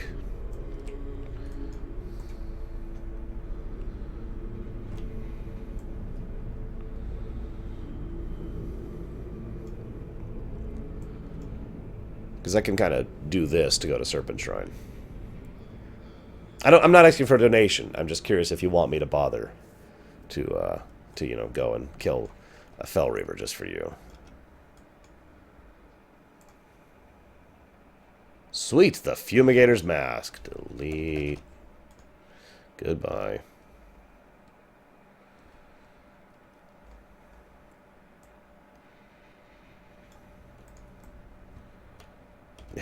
Come on, there we go.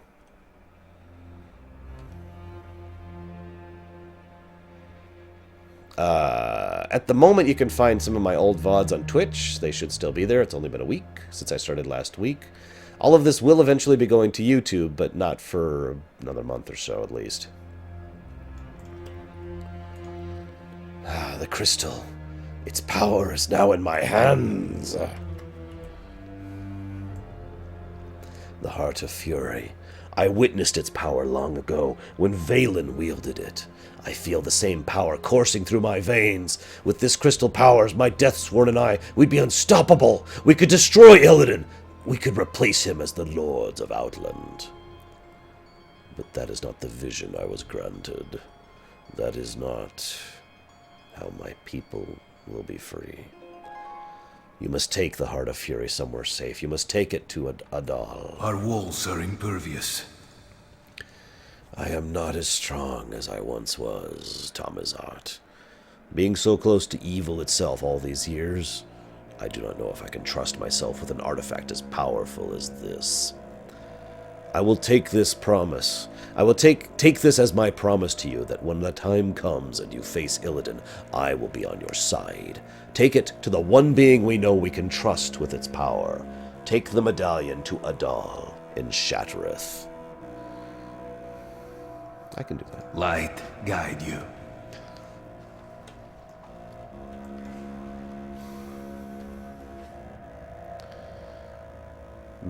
Okay, Permeus. If you insist. So someone asked, where's my unique hearth point? I'm going to show it to you right now.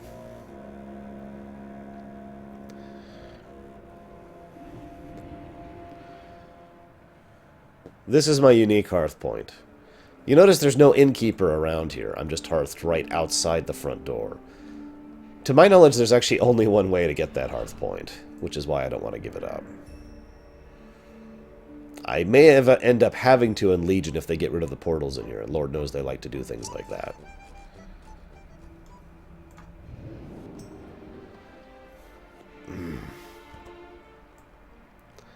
Also, Janine is online. Adal notices you approach, and a warm light embraces you. Adal seems to know you have something for him. As you give him the medallion, it disappears into his being in a flash of light. You are briefly shown a glimpse of a moment, perhaps in the future. You see Akama and Maiev coming out of the Warden's cage, fighting their way to the Dark Temple. A third figure, shrouded in shadows, is aiding them. Upon closer inspection, you notice the figure is you. Because of course it is. Correct. That is correct. That is the level 90 boost. That is where I got that hearth from.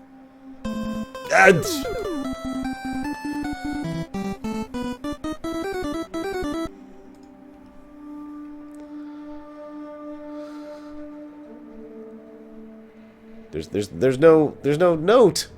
Thank you for the donation. I appreciate it, but you didn't put a donation comment. So all I can say is thank you. But yes, that's the hearth I got for my 90 boost, which I got free with something. I forget what. I didn't actually pay for it. It was with one of my pre-orders. I got 100 boost with my...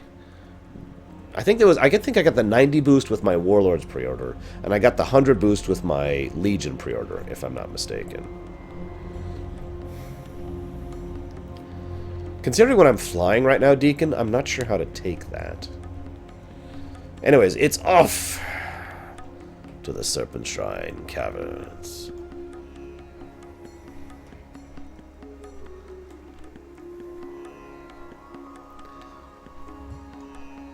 Oh, apparently 90 fruit boost came with any copy of Warlords. My bad.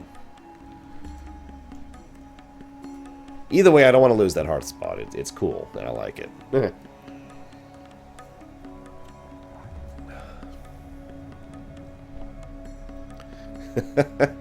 Do you want to put it towards one of our incentives, game?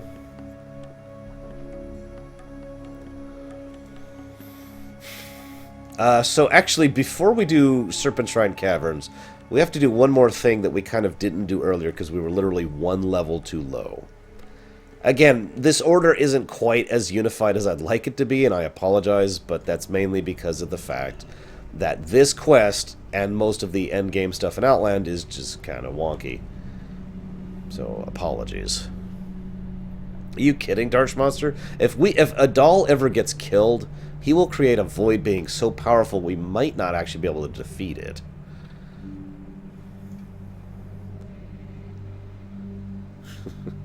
It wouldn't be the only thing I have that is unique, War Wager. I still have my haunted mementos, too.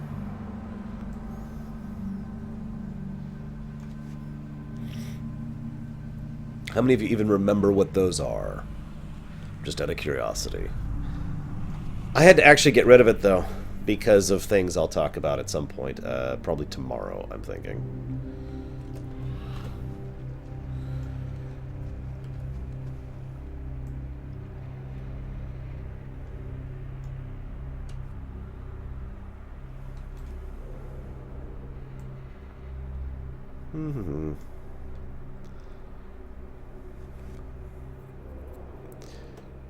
So, if you'll remember from like 2 days ago, these were the 3 druids we've been interacting with throughout the other dungeons in the Coilfang Reservoir. What brings you here? Warlord Carathress is in charge of the entire Steam Vault operation. I need you to kill him, Tamazat. The Naga has left us no option but violence. Farewell. Game, basically, you can have the sexy suit, the Crayola suit, or the normal suit for our transmog. The Naga are working with leper gnomes to spread a horrific disease across Zangarmarsh. It's already spread throughout the Steam Vault. Clear out anything that's been contaminated and bring the central gear from Menagerie Steam Rigger. Quickly! And of course, this guy. The Steam Vault is the heart of the Naga's efforts to pump water out of the Zangarmarsh, and Hydromancer Thespia personally oversees those efforts. Taking her out would seriously hinder their operation.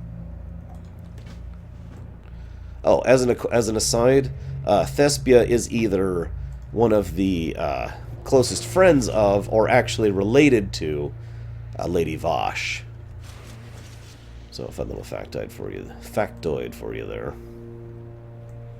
Yes, leper gnomes exist. They are gnomes that have been heavily irradiated. And well, I don't feel like the need to explain anything else.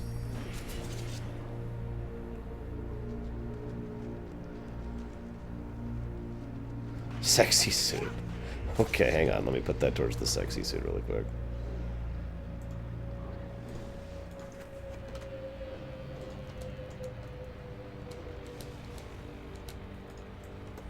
Why would they breed leprechauns when we have leper gnomes? Come on, dude. I mean, what's a con, anyways?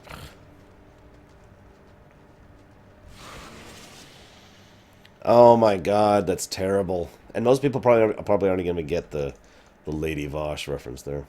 Yes, there is, Kay. So here's Thespia. You will drown in blood. Our matron will be the end of you. No, Vashj with a V. So that was Thespia. At the height of the Night Elf Empire, the highborn Thespia delighted in art and music. Her love of these things vanished during the Great Sundering, when she and many of her kin were sucked into Azeroth's deeps and transformed into the hateful Naga. In the millennia that followed, Thespia remained a close confidant of her childhood friend, Lady Vashj, which I just mentioned to you. Without hesitation, she journeyed with her comrade to Zangarmarsh and vowed to oversee the Naga's quest to drain the region's water supply. Which, I just feel like pointing out once again, we still don't 100% know why they're doing that. It's funny you say that, War Wager. I was talking about TNG recently, and it occurred to me that TNG was a show that came out in the 80s. That just kind of struck me. You know? That's a weird thought. And no, they're not magical, they're technological, okay? Bit of a difference. So, these are leper gnomes. You can't quite tell how diseased and rotten they are, but trust me, they are.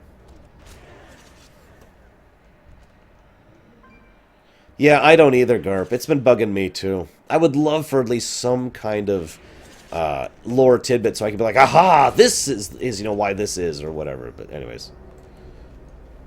Hot metal, scumbag! Mommy. Most dignified death sound ever right there. In case you couldn't tell, he said, Mommy. Menagerie, I don't know how to pronounce that. Menagerie Steamrigger. The irradiation of Gnomeregan transformed many of the city's survivors into leper gnomes. Among the victims was the brilliant Menagerie Steamrigger. Although he escaped Gnomeregan and retained his intellect, whatever ethics or compassion he once had possessed are gone. He wandered Azeroth, selling his knowledge to a number of unscrupulous groups, such as the Bloodsail Buccaneers. Whoops, I forgot to get the thing. Recently, the Naga hired Steamrigger to operate the intricate machinery in the Zangarmarsh's steam vaults.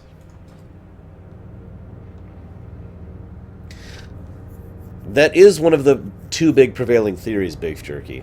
That and the other one being territorial control over Outland. You know, control the water, control the world, basically, kind of an idea. Agreed. Hashtag screw CBS. Spread it far or spread it wide.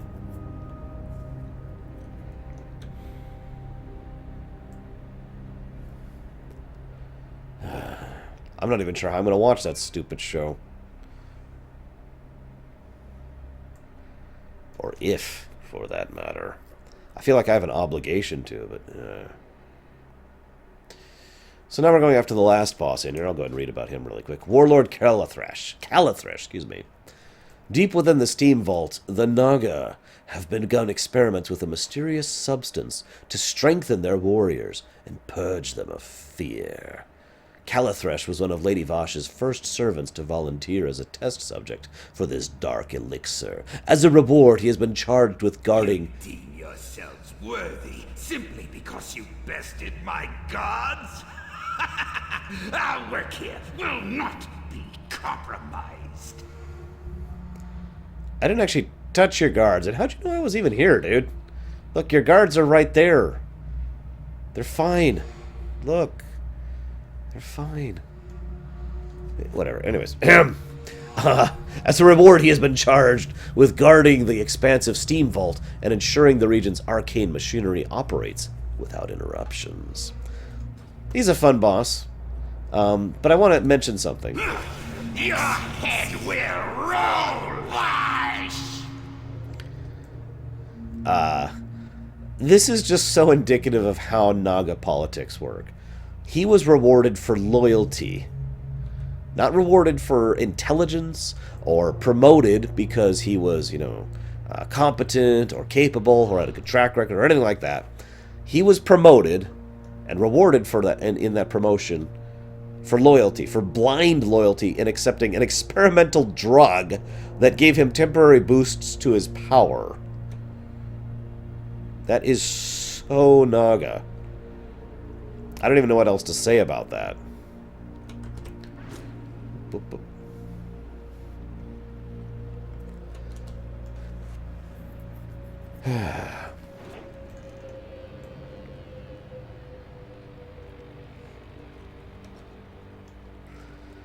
Anyways. Go ahead and turn these quests in really quick. Perhaps now we can restore all the desperately needed water to the land. Well, no, we've got one other place to do before we can do that. Be it as much as thorough as possible, the fate of the Zangarmarsh depends on it. I'm glad we were able to contain this before it spread. Thank you. How may I help? I wish it had not come to this, but the Naga have refused all attempts to negotiate. Good luck, friend. Well, there's only one thing left to do, then. It might, Hylisk. One actual interesting thing is Lady Vashj stayed extremely loyal to Illidan, even though there wasn't really any reason for her to do so. And we don't really have a good reason why she did so. She was just very, very loyal to Illidan, despite everything. Now, what we are about to face is the single most dangerous, horrifying boss in the entirety of the BC expansion. This is not a joke. This has claimed many lives for many years. Behold, the Great Elevator. If you can't tell exactly how deep this is, it'll be obvious in a second. So keep in mind, we're already underground here, several hundred feet below the surface of the water, right?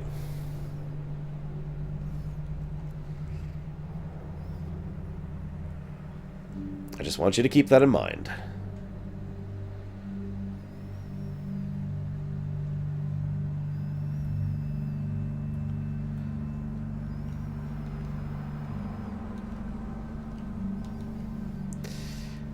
Yeah, this might literally be a half a mile down.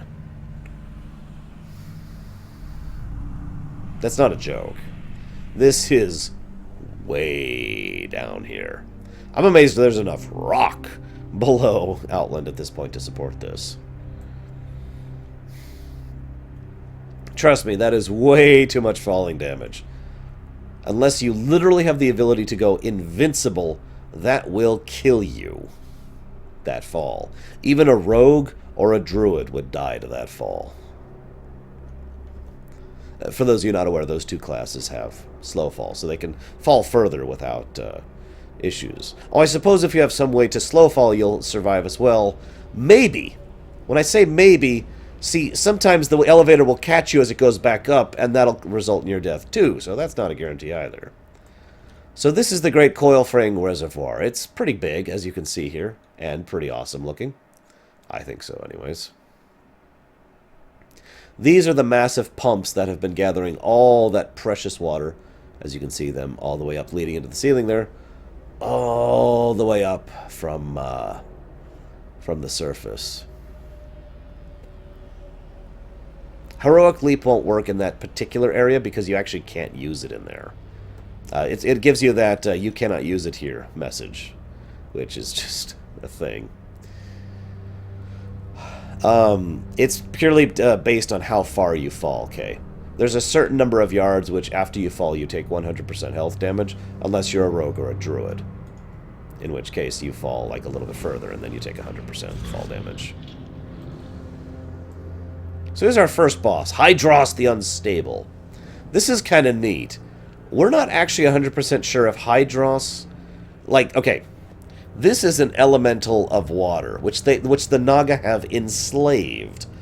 I want to remind you that they don't really have to enslave him. They could have just bargained with him, but, you know, Naga.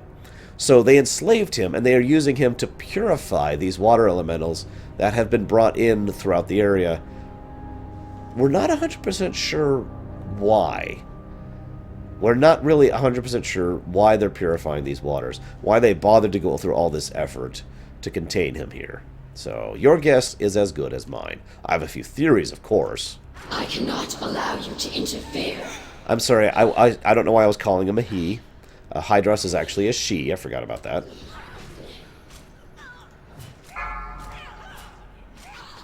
Fun fight, by the way. Wait, I need to take her this way. Come on, go corrupt. The poison. And now, back to being purified. Better. Much better. And then back to being poisoned. The poison.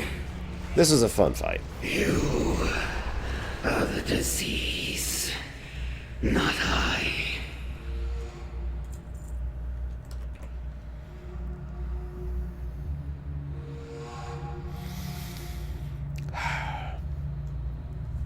Like I said, I can give a few theories about exactly what she's doing there and why they're trying to purify the water elementals. Basically, if they're trying for the territorial reasons for wanting the water, the most likely reasoning is that they're going to use the water elementals to send forth to all the other zones and basically try to start magically claiming water rather than physically claiming the water in the rest of Outland. And therefore controlling all the water, and everyone will have to obey them in order to live. If, however, if they're making a new Sunwell, it actually makes it even more sense if you think about it, because the idea then is that they need all these water elementals to help gather together and this magical confluence of water, which they would then pour the magical energy into. So the elementals would be extremely helpful in that. Now you notice I'm not going out there to fight the Lurker Below. I don't have fishing. That's why. Good night, Gimmick. So, yeah, I don't have fishing. Oh, I should put poisons up too. But you have to fish up that boss. That's the whole reason I raised fishing back in Vanilla and BC, was to fish up that boss. When you do, he pops up. He's a big kraken. He's cool looking, and then you kill him. That's really all I got for him. There's no lore there anyways, so whatever.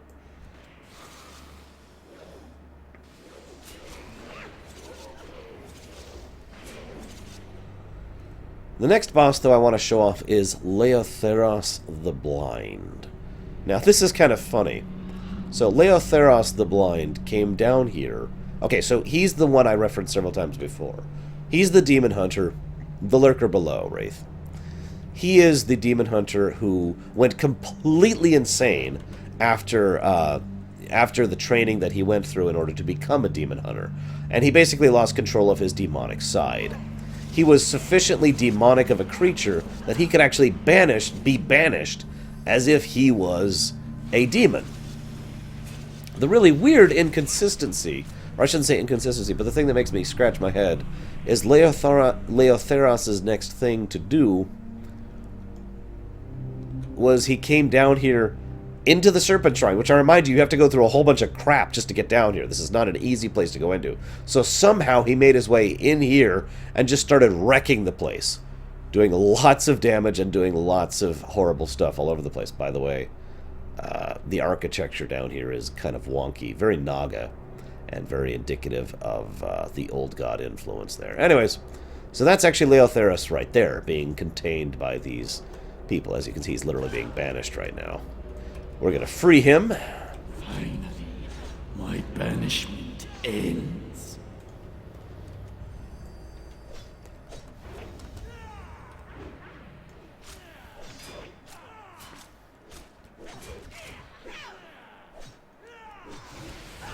Now if I do just a little bit more damage. Oh yeah, he has this ability, which is actually kind of cool. Another Proto Blade Storm. Hurt like hell. Was very difficult to heal through because it was so impossible to predict where the hell he was going to go. He also loses aggro when he does it. No! What have you done? I am the master. Do you hear me? I can't contain him. At last I'm liberated. It has been too long since I've tasted true freedom. Force! I'll be back. I'll...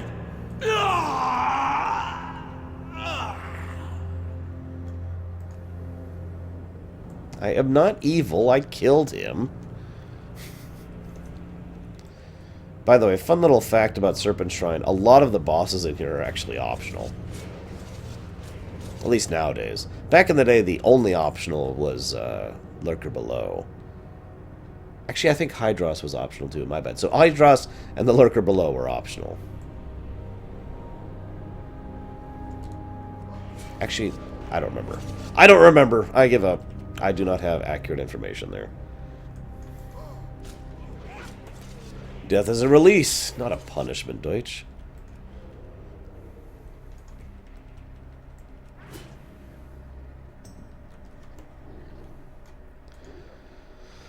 So, this boss sucked. This is a great designed fight, but oh, I hated fighting him so much. So, this is the Fathom Lord. Carathress. This is basically the military supreme commander of all of the Naga forces here. There is other... I mean, he's practically the second in command after Vashj herself. He has several Naga and one broken serving him. We've got a warrior, a priest, and a shaman. Here's how his mechanics work. The three of them up are almost impossible to deal with long term. So you can't just focus down him, okay? So you have to actually kill the adds. Each add you kill buffs the boss. Yeah, this fight caused some issues back in the day. Guards, attention! We have visitors! More knowledge! More power!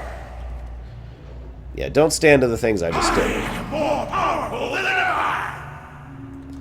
And then we kill him. Her Excellency awaits. Hey, the World Breaker dropped. Too bad, like, none of us can use that. So, this is the real reason we came in here. There is Sir Olam in here. The Naga came close to breaking my will, but my secret is still safe, thanks to you. Thanks again, Tamazat. I recognize your name. Akama has entrusted you with his plans, and so I will trust you as well. The Naga discovered I was working against Illidan and tried to get me to speak by torturing me. I did not tell them a thing. Akama himself taught me to master pain through meditation. Illidan asked the Naga to bring me to him. He would have seen right away through my flesh and into my soul's deepest secrets. Akama must be warned. The plan is in jeopardy. Do do do do do do do do do do do do do do do do.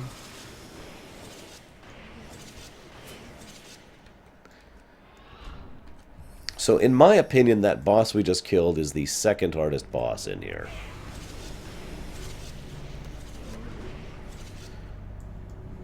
After Vashj herself. Vashj was a very difficult fight in the day. We did not kill her often. This guy, by contrast, is very easy. This is the Murloc boss. Now, I know what you're thinking.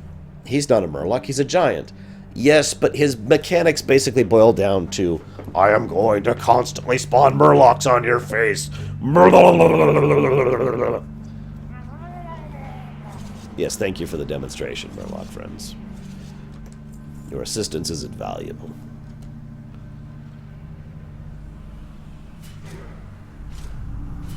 Notice he doesn't even frickin' say anything.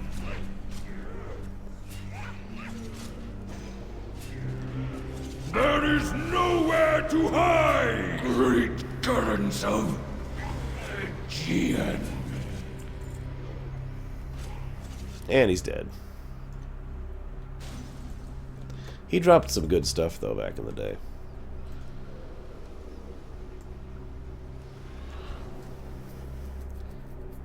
Okay, I'm skipping the earthquake mechanic and the trapping you in water mechanic. But honestly, the only mechanic he did that was actually damaging was the dropping Murlocs on your face mechanic. At least in our experience.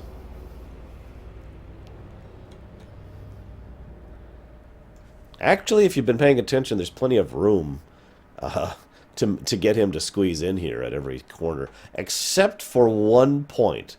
The actual choke point is the pipe we take to get in. So either they have some alternate way in here, which doesn't involve that pipe, or...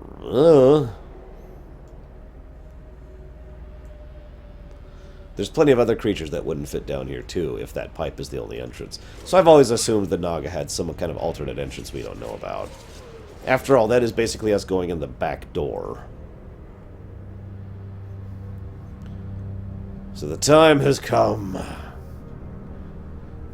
Except, apparently, we have... Right, so earlier they mentioned they actually have a fissure here. So we're going to go ahead and actually show off the Lurker Below.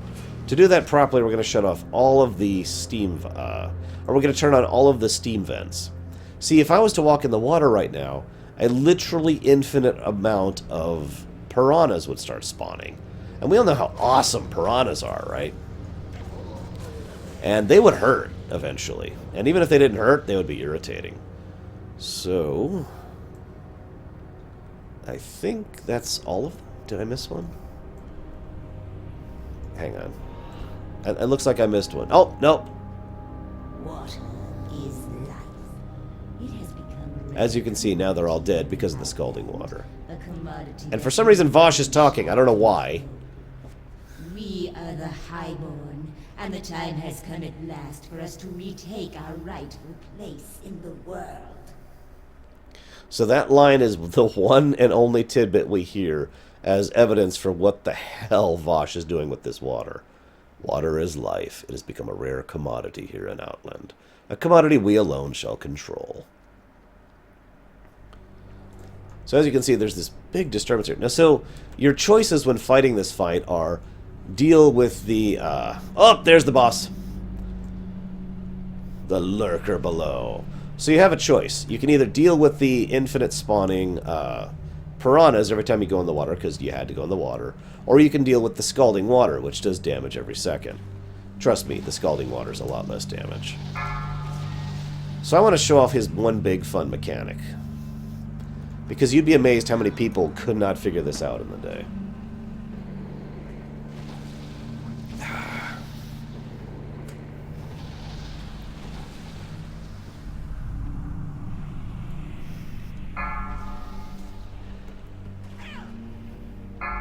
This is it right here. He takes a big breath, and he does that. And he just starts spouting out tons of water. You might ask, what happens when you get hit by it? Whoa! Oh, I had something behind me. I'm sorry. Hang on. Let's see if I can get in front of another one. Quick. Ah, damn it. Sorry, guys. He will fling you back pretty much like all the way to the wall there. It's a huge knockback. Anybody who gets hit by the spout is generally out of the fight. Like, forever, basically. Nope, I'm turned around. I want to go that way.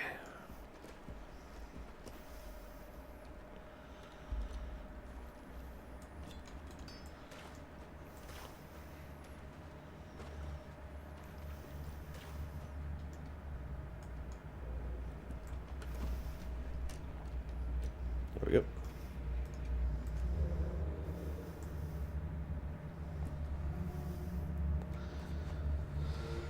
Now the only boss left is Lady Vashj herself.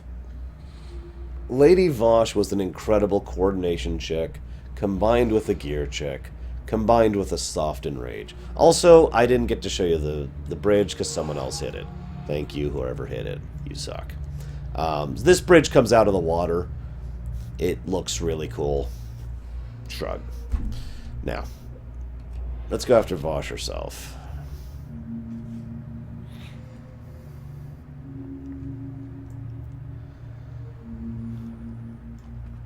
Vashj has so many mechanics, I'm not even going to bother to explain them all to you right now.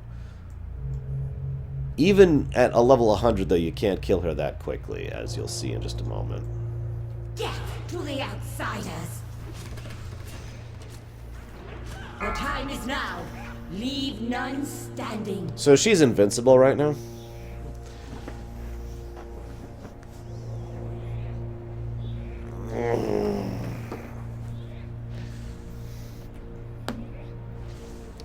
You might think, well, what the hell?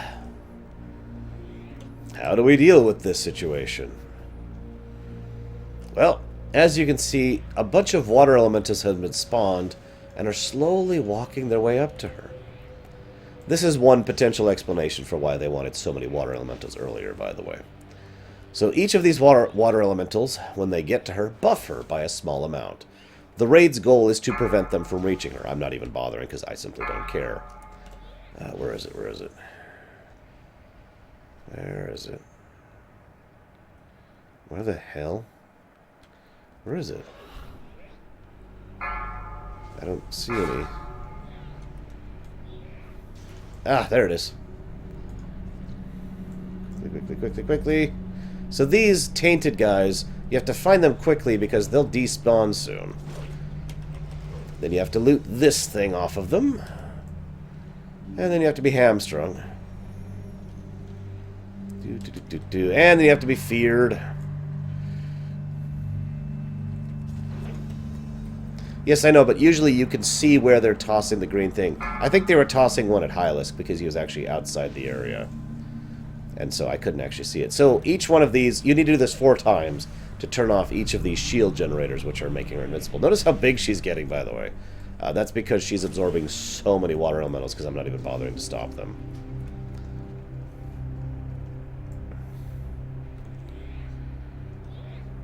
But usually if I zoom the camera out and just pay attention, I can see exactly where the Tainted is coming from, because I'll see the arc of the green attack.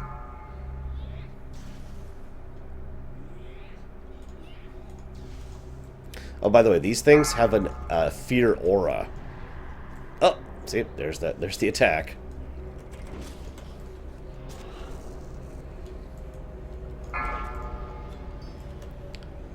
She will max out at 99 stacks of the buff. At which point she will literally be in the ceiling, speaking from experience. The whole time she's still attacking us too, by the way. Trust me, this fight was really, really rough back in the day.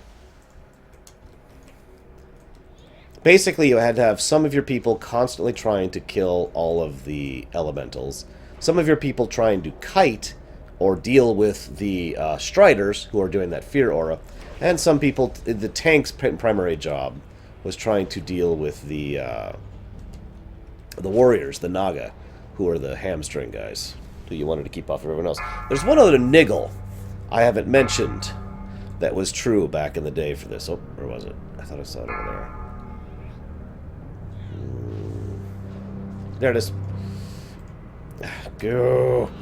The other niggle is back in the day, carrying this tainted core that I'm picking up off these things, it made it so you couldn't move. So as long as you were carrying it, you couldn't move. Now if you notice, if I right-click it, it will throw it to a friendly target. So it was literally, you had, generally you would have people set up all the way up to the stairs, and one person standing at each of the thing. You'd have a chain of people, basically. And so it'd be like, toss, toss, toss, toss, drop it on the thing.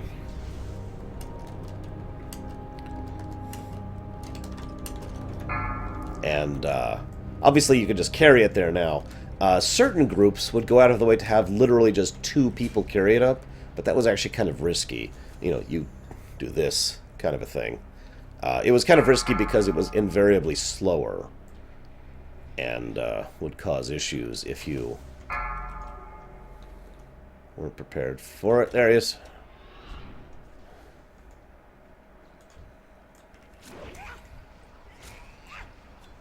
There we go. So now we're going to break the final core. Now we put her into her final phase, where she just starts hitting us for however strong she's gotten. At this point, she has 66 stacks. But that's fine, because we're just going to kill her. Lord Illidan, I am sorry. And down she goes. As I mentioned earlier, we don't really have a particularly good answer for why it is that she appeared to be so loyal to Illidan. The only really good answer I've ever heard is pure theory crafting, or pure speculation. That is to say, the idea that it's the Naga culture to be loyal and to reward loyalty, to be loyal, even blindly loyal. And so it is possible that because she had already given her loyalty to Illidan, she wanted to maintain that loyalty to Illidan. Otherwise, I don't really have a good answer for that. Sorry. So now, we're going to go ahead and turn this quest into Akama, now that the jig is up and the plan is in danger. Dun, dun, dun! I believe Tempest Keep will be next. Pretty sure. Ironically, I actually have very little lore to share in there, despite how small it is. I will start talking about it now, though. Oh my god, I hate that dragon so much. I'm never coming back to this zone ever. So, Tempest Keep, right? I already kind of talked about how it's a city ship, as I've already mentioned. Kael'thas himself is the one I want to talk about. So by the time we actually go and fight Kael'thas, it's kind of inconsistent if he's already demonically cuckoo for Cocoa Puffs, or if he's just pretending, or if the writers who wrote his encounter dialogue forgot to write the fact that he's incredibly screwed up and evil, or it's entirely possible that, again, he was trying to explain, like trying to justify his actions. There are several possibilities. It just feels a little unpolished in his dialogue. Because you go up there and Kael'thas literally will try to say, you know, magic is what my people need, and I was willing to do anything to make this happen, you know, that kind of thing. His dialogue in Magisters Terrace is very consistent with the direction his story arc has taken, but his dialogue in Tempest Keep, a little bit different. We will be seeing a grand total of 4 bosses in Tempest Keep, one of the smallest raids that isn't a one-off raid ever, I think, actually. Most raids either have a large number of bosses, like Carazhan or Coilfang or whatever, or have, you know, one boss, like Magtheridon's Lair, or like a boss and a one-off boss, like Gruul's Lair did. But there's only 4 bosses in Tempest Keep. Those bosses, for anybody curious, are Void Reaver, the High Astromancer Solarian, and Kael'thas himself, of course, and finally, Alar, the Great Phoenix. We don't know 100% what Alar is, other than an Elder Phoenix. It is referred to as the Phoenix God. I have no idea what that actually means in context. It could literally just mean it is a very, very old and powerful Phoenix that Kael'thas happens to have control over. That'll be the first boss we'll be fighting in there. Void Reaver is much easier to explain, but I'd kind of like to save some of the stuff I want to talk about in Tempest Keep until we get there. So, let's see, yep. Black Temple was merely a setback. A really, really, really big setback, because I actually frickin' died. Seriously, the Illidan that is in Legion, that's his body that was dragged back by Maiev. And then Gul'dan reattached his soul. Anyways, thank you, Tamazat. Olam is my dearest friend and most trusted followers. His contributions have been vital to our plans. Never hesitate. Akama, my friend. Have you been informed? I was found out by Vash's followers. Our secret is in peril. Olam, old friend. It is good to see that you are safe.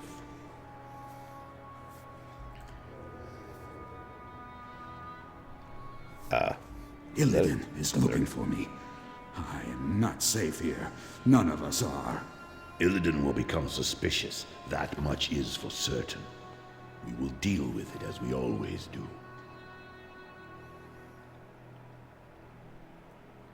Illidan will find me. And when he does, he will pry the Ash Tongue's secret from me. Such is the power of the betrayer. No. There is only one way. My usefulness to the cause has come to an end. I must venture into the spirit world. You cannot be serious, Olam. Your sacrifice has already been too great.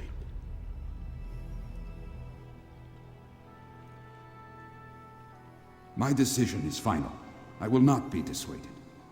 I have devoted my life to our plan. To jeopardize it now would betray all who have died for the cause long before me. It appears your mind is set then.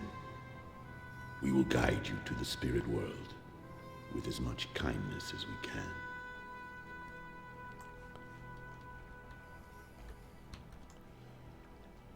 I thank you, Akama. You honor me by allowing me this moment, surrounded by my brothers. Farewell, friend. Guide Our faith cannot be broken.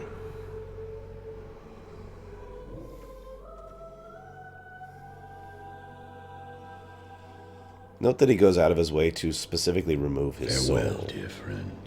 We shall meet you in the next world when our duties in this one are fulfilled. After all, Illidan could easily interrogate his corpse otherwise.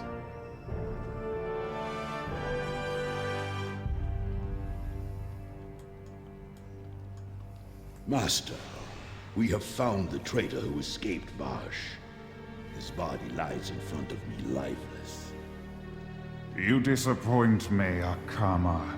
I wanted to question the treacherous worm myself. I'm beginning to question your allegiance, Broken. But sire, you have misjudged my actions. I do have knowledge of someone close to you who plans to betray you. It is that dog, Kael'thas. He has aligned with Kil'jaeden and intends to replace you as Lord of Outland. I do not sense lies in your voice, Akama. That Kael'thas would betray me does not come as a big surprise. I'm not as oblivious as some would think. That one of your own was involved with him puts your loyalties into question. Send your ash tongue into Tempest Keep and slay his most prized possession, the phoenix known as Alhar. I must know that you are not on his side. Do not think of betraying me, Broken. We both know who owns your soul. It will be done, my lord.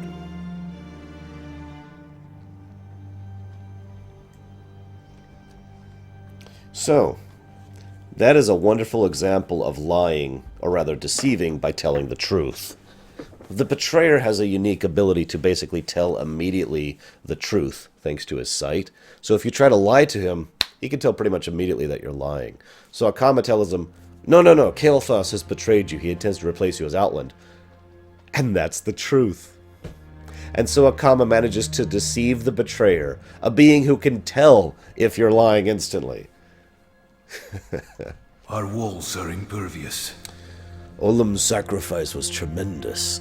I would never have asked him to give up his life myself, but it is done. If we're to lure Illidan back into a false sense of security, we need to do his bidding, at least for now. I command a vast army of Ashtongue, but aside from the Deathsworn, none can be trusted. You are to perform the deed that Illidan demands. Take this cowl. It is magical in nature.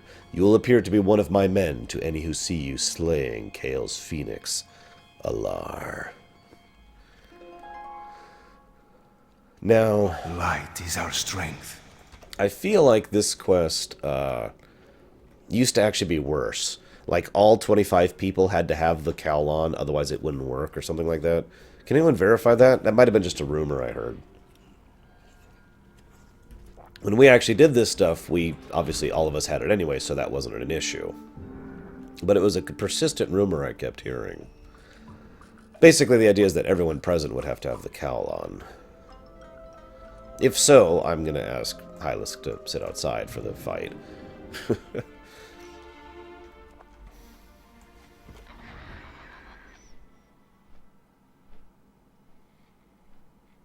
Yeah, could you imagine one person in the raid doesn't have the cowl on? Whoops! It doesn't sound like the kind of thing that would be true, though, because it doesn't make a lot of sense. Especially since you only have the cowl during this step of the quest, so... You know, if you lose the cowl, then what, right? It looks like these are actually equidistant. God damn it! So this didn't actually save me any time. Our thing. Oh well, whatever. God, could you imagine? And now I think we're going to talk about the most important thing in the world, bunnies. So the really awesome thing about bunnies is if you add a little bit of onions and maybe just a few slices of potatoes, you'll have wonderful stew.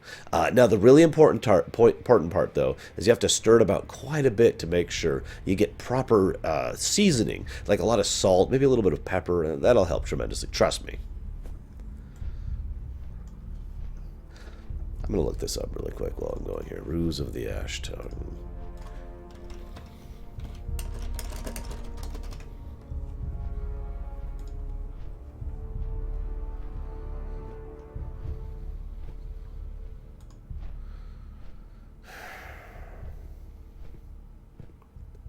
And yes, the next step will be to do the Caverns of Time stuff.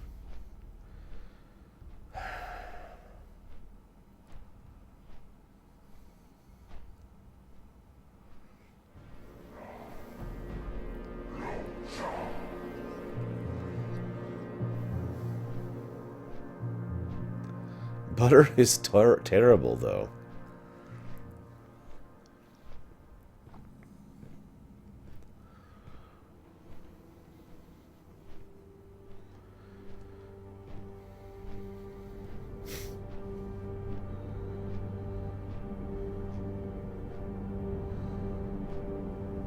Okay. Yeah, looks like it just gets credit for having the Cal on, and that's not too hard to do. Alara is not a hard fight, even back in the day it wasn't. The first phase of the fight is the only hard part of the fight. Basically, and all that involves is having your tanks coordinate with each other, which isn't a big deal.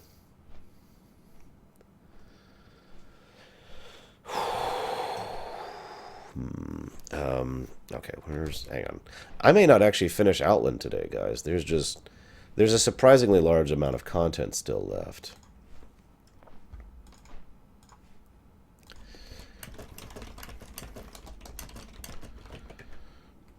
Because after this I have to fly back.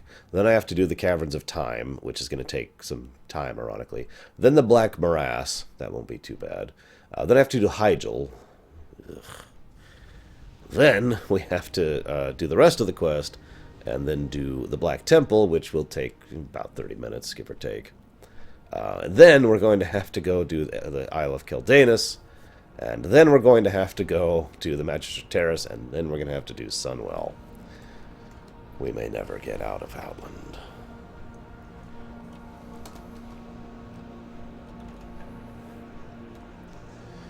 I'm enjoying it too, Tuttles. It's just I was kind of hoping to be done with Outland today.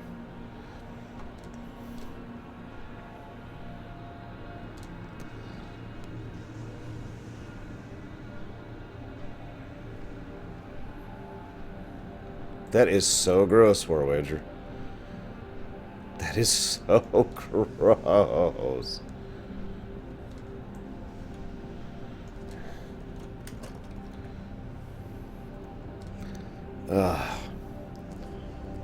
Alright, looks like we're committed, because dinner plans have just kind of been cancelled. So let's just push through this as quickly as we can without spoiling anything, or skipping anything. So these are the strongest and most elite of all the Blood Elves. This is also the most horrifyingly difficult trash in the history of the entire game. That's a slight exaggeration. This is the second most difficult, horrifyingly complicated, convoluted, horrible trash in the entire game. The only stuff worse than this was the original 40-man Noxorama stuff. These guys suck. I can't even explain to you in words how incredibly horrible those Blood Elves suck to do for trash. Now go ahead and do this. And there you go. We now have a rogue broken. So here's how the first phase of this fight against Alar works. We have to pull Alar, that's him, the so-called Phoenix God, down to one of these platforms, and then he's going to platform hop. Ah, crap. I was actually on the second platform, my bad. I will kill you, for I am an Ash-tongue, and I follow Lord Illidan. Lord Illidan reigns supreme. Lord Illidan. Okay, so when you beat Alara the first time, I mean, this is logical, right? Is he around? Okay. He's a phoenix.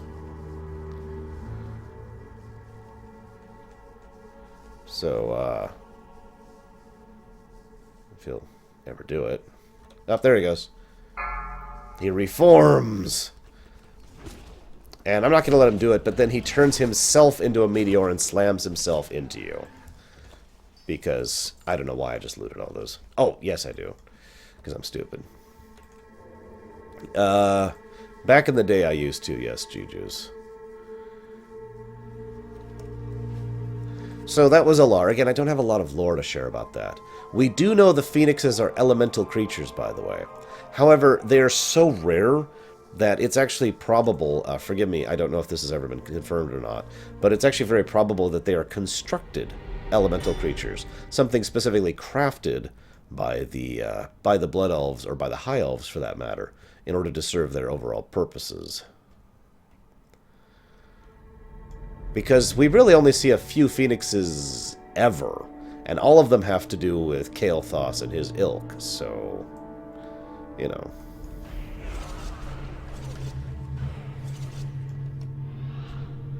So this is the High Astromancer Solarian. She is the Astromancer of the Tempest Keep. Now that sounds like Tal alumen nos indorai.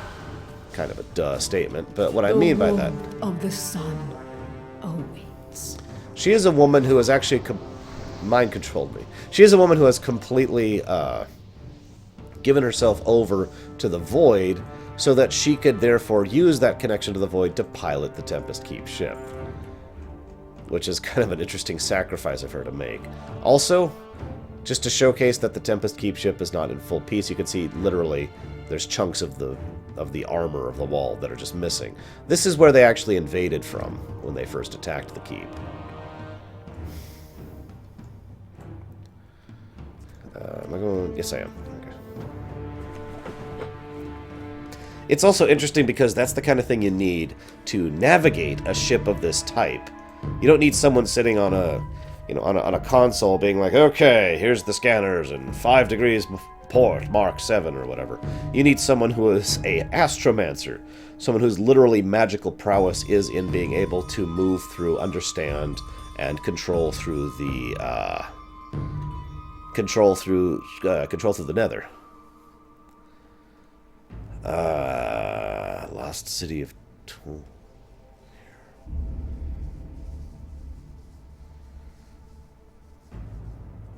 There was that one phoenix there, yes, the Shadow Phoenix thing. I don't think that was actually literally a phoenix, though.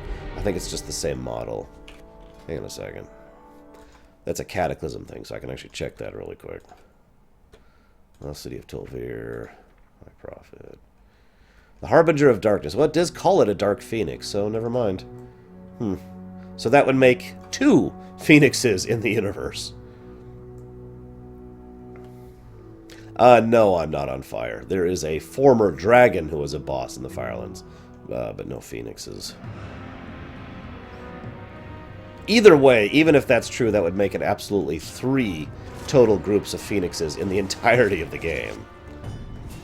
Ever. Which just gets across my point that they are very, very rare creatures. Now, this is actually a funny thing. So we've got a bunch of Moarg here, and we've got a few of the actually skilled Blood Elves who can actually do technological things. Holy crap, right? They are building a super weapon. Because of course Kael'thas is building a super weapon. What else is he going to do? They have built an extra powerful, extra enchanted Fel Reaver.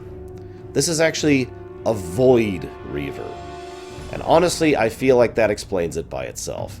It is quite literally a Fel Reaver that is powered by the Void instead of by Fel energies, and it is much, much stronger than your typical Fel Reaver is. Of course, they were still in the middle of testing this thing, so they never actually got to implement the thing and see how it would do in combat.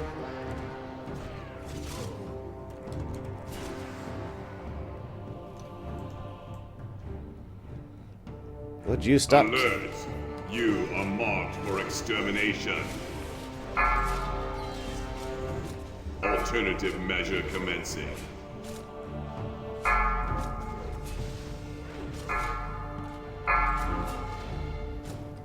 Systems shutting down. By the way, this guy's old name was Loot Reaver, because he's really, really easy. Anyone could come in here, skip Alar, because you don't have to fight Alar, and just sneak their way up here and kill Void Reaver. A lot of guilds did that. So that was Loot Reaver. Next is Kael'thas. This may be the first truly magnificently designed fight. Well, that's a lie. This is one of the first really amazingly designed fights in WoW. Not the first, because, Noxoramus was before this. But they really outdid themselves on this fight.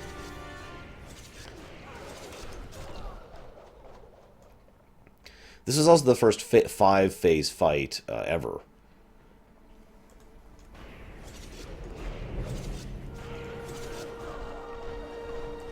Those aren't elemental phoenixes, though, so I have no idea what those are. I like how you guys keep coming up with more phoenixes in the game.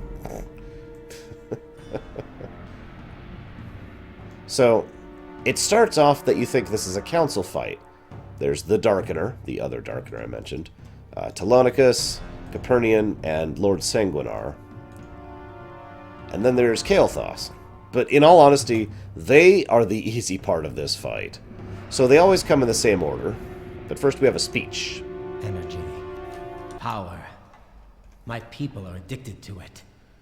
A dependence made manifest after the Sunwell was destroyed. Welcome to the future. A pity you're too late to stop it. No one can stop me now. Salama Ashalanore. Let us see how your nerves hold up against the Darkener, Thaladred. Prepare yourselves!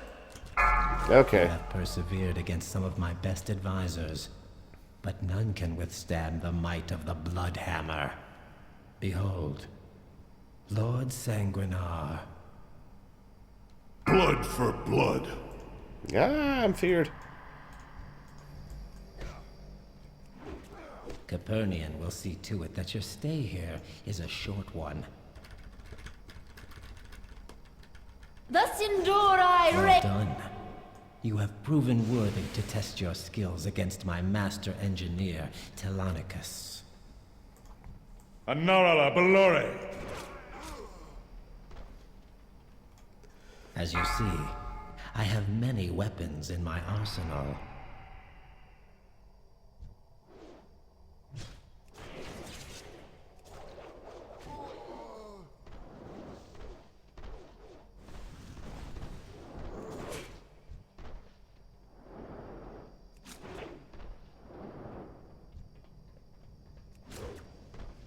So, now we've got a minute of just standing here with nothing happening. So, I turned off the music so you could hear the dialogue. There's quite a bit of dialogue in this fight. He sends each of his guys after you one by one, which is again why I say it's not truly a council fight. We'll actually be fighting them all at once in a minute, which in my opinion is actually the hardest phase of this fight. Just because they have so many abilities that complement each other. And dealing with it all simultaneously took really knowing what you're doing and knowing how to use your legendaries. You might be like, what legendaries? Well, these legendaries. These are temporary legendaries. They only last 15 minutes. They're decent stats, but their real point is they each have a special ability on them, which is specifically designed to counter one of the abilities of this overall fight from now on. These are actually Naru weapons, by the way. Naru crafted weapons, which is gives you an idea of how strong they are and why they are so powerful here, and also why they're temporary. It's a nice little lore tidbit there. Perhaps I underestimated you. So now I got to be careful, It would be because unfair this is to the make hardest you part of the fight all right here, four advisors at in once, my opinion. but fair treatment was never shown to my people. I'm just returning the favor. Ah, crap. Okay. Okay, hang on. More perils await. So I'm conflagged and remote toyed, so this is gonna suck. I will Forgive me, not. my prince. I have failed. Remote toy is the worst debuff in the universe. It just periodically stuns you for a minute. In other words, every minute. It lasts for a minute, and then periodically during that minute it stuns you, and it sucks. I hate that debuff. Yep.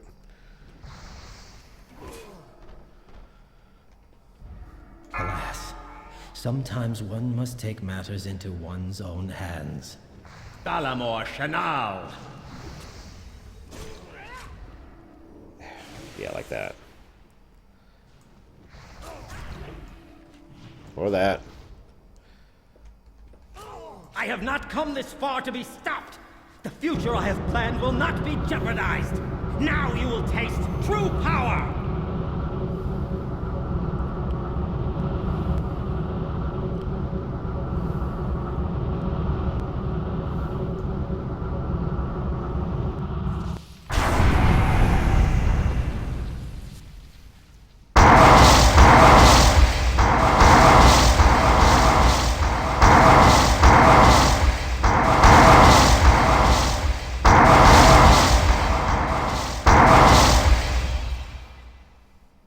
So he imbues himself with all the mana that was stored in this entire section of the ship, blowing out the walls of the ship in the process. And then he dies. Quell the loss.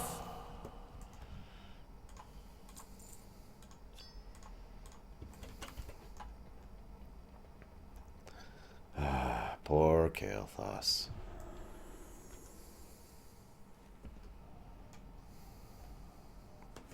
And thus, Kael'thas totally dies, totally never comes back. Totally. It's the last we'll ever see of him, ever. We take one of his verdant spheres. Quick lore tidbit. So, if you've ever seen him in Warcraft 3 or anything else, really, he's got these 3 spheres of energy just kind of around them. Those are actually magical artifacts that he uses to channel and augment his power.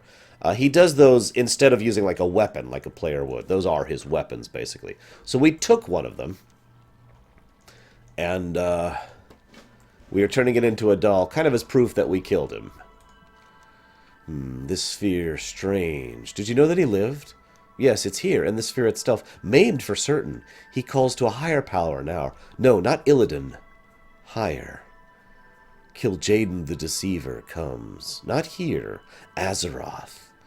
Rest. Your brothers and sisters will retake Tempest Keep now. Oh, I have to choose a reward. Sure, whatever.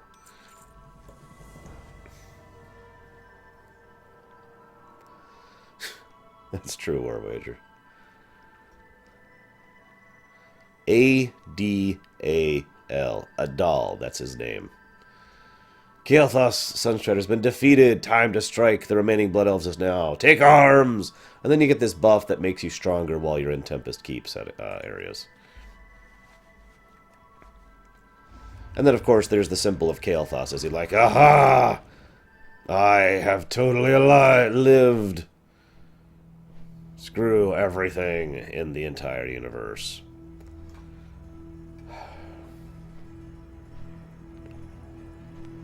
Yeah, I've been saying Adal's name this entire time, Deutsch. Oh, we gotta turn the sound off because we don't want to hear the dragon go for the 500th hyperbolianth time. Also, no Phoenix drop. Sorry, Hylisk. Unless you already had it, in which case I'm glad it didn't drop, because then it would be wasted. I would really feel bad if any super rare things drop while I'm doing this lore run, because there's very few of them I need.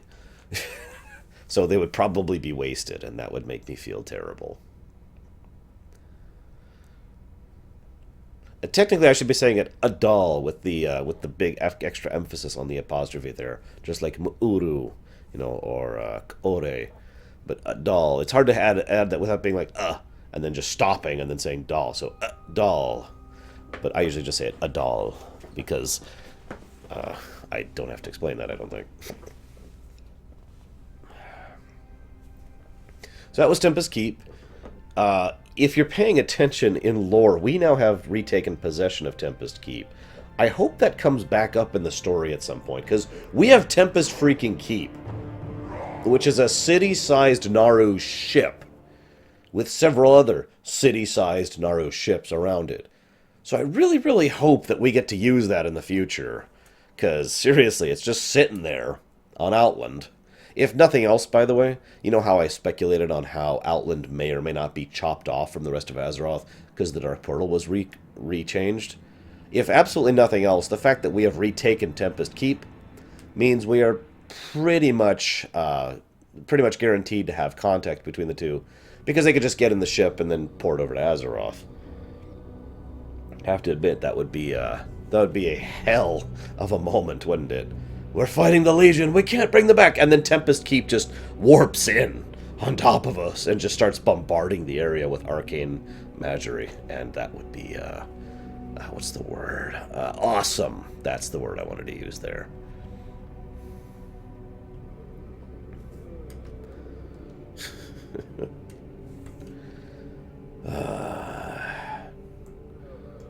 But alas, as they say.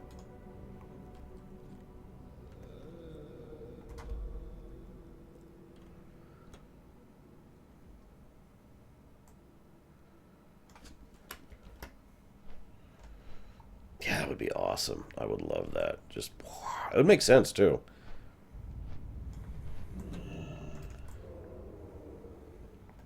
I mean, for God's sakes, we have Tempest Keep back.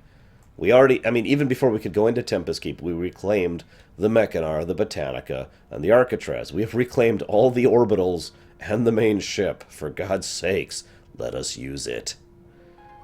Housing has been introduced to the game. Patch notes. Housing has been introduced to the game. First house introduced, Tempest freaking Keep. Anyways. We must never change. Is the deed done? Illidan is not a patient master. Ah, you've done well. This has bring us a close step closer to shifting Illidan's focus away from us. And from... He looks at Maiev. More work remains to be done. Illidan's attention is now on Kael'thas, thanks to you. The time has come to make our move. I've had a vision of an artifact that will aid in our struggle. The phylactery of a lich known as Winterchill. Unfortunately, its power was lost forever after his defeat in the Battle of Mount Hyjal. There might be a way to retrieve this artifact, however. Legends speak of a place guarded by bronze dragons, a place where past and present meet. It is there where you will find what we seek. Light guide you. Now, I sense a mage in search of being here. Hey, what's up? Hylisk. Thank you again, Hylisk, by the way, for your assistance here.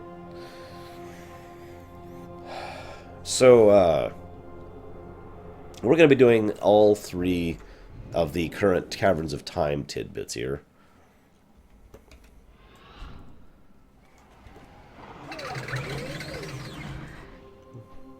Also, this is one of my favorite cities in the game, just saying.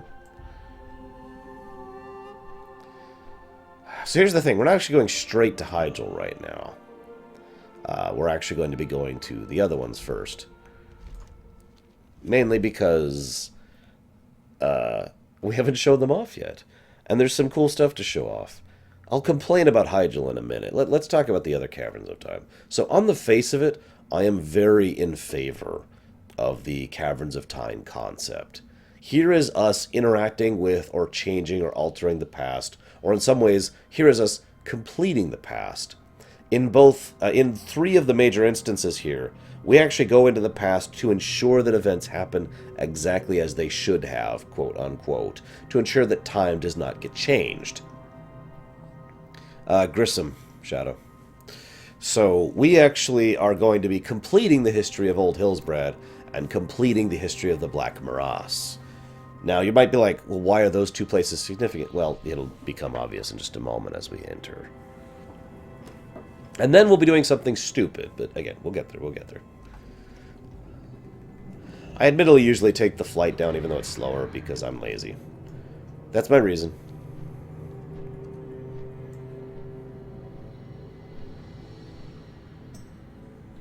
So this is Old Hillsbrad. Old Hillsbrad is awesome. I used to have so much fun in here. So this is how the Caverns of Time work. As you can see, we're still in the Caverns of Time. You can see time flowing through it, and we're walking on the sands of time, right? I mean, there's a freaking ship just sticking out of the rock over there. You know, I don't know what else to add to that. And there's a giant pillars and some kind of archway and just rock. And it's very strange, all of this weird random stuff that's all over the place. And then here's Hillsbrad. Kind of just like, bam. And you notice we're now in Old Hillsbrad, like it was before the Cataclysm, actually. I'll take those. So, before we go do the instance proper, we're going to have some fun with this place. Because this place is filled with references.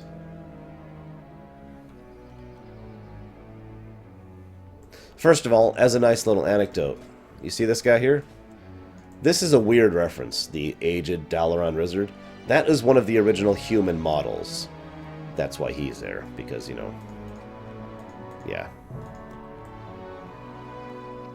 I don't know, Deacon. Weird.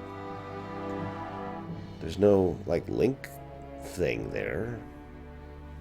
Weird. Whatever. I don't know. Here's South Shore. Memories. This is the only way we can really see South Shore right now.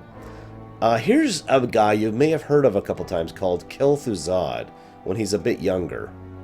And a gentleman named Helkilar. For those of you not fully aware of the significance here, Kel'Thuzad is... well, I don't even feel the need to explain him.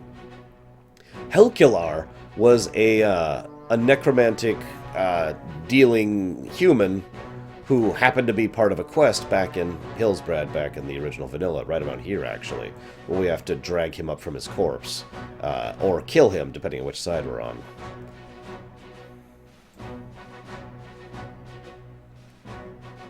Okay, Deacon, if you have to.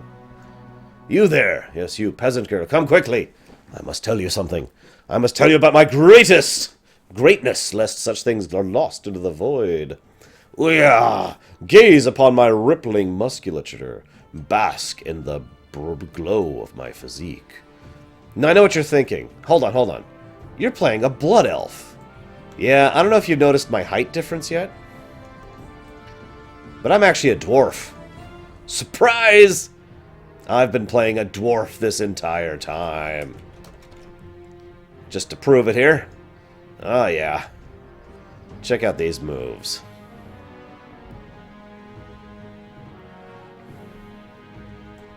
Yeah, so anyways.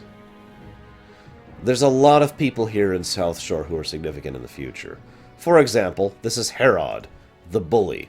He's going to be a boss in the Scarlet Monastery because he's a bully, and it kind of makes sense for where his character arc goes in Scarlet Monastery. Here is Sally Whitemane, Jimmy Vishas, and Renault Mograine.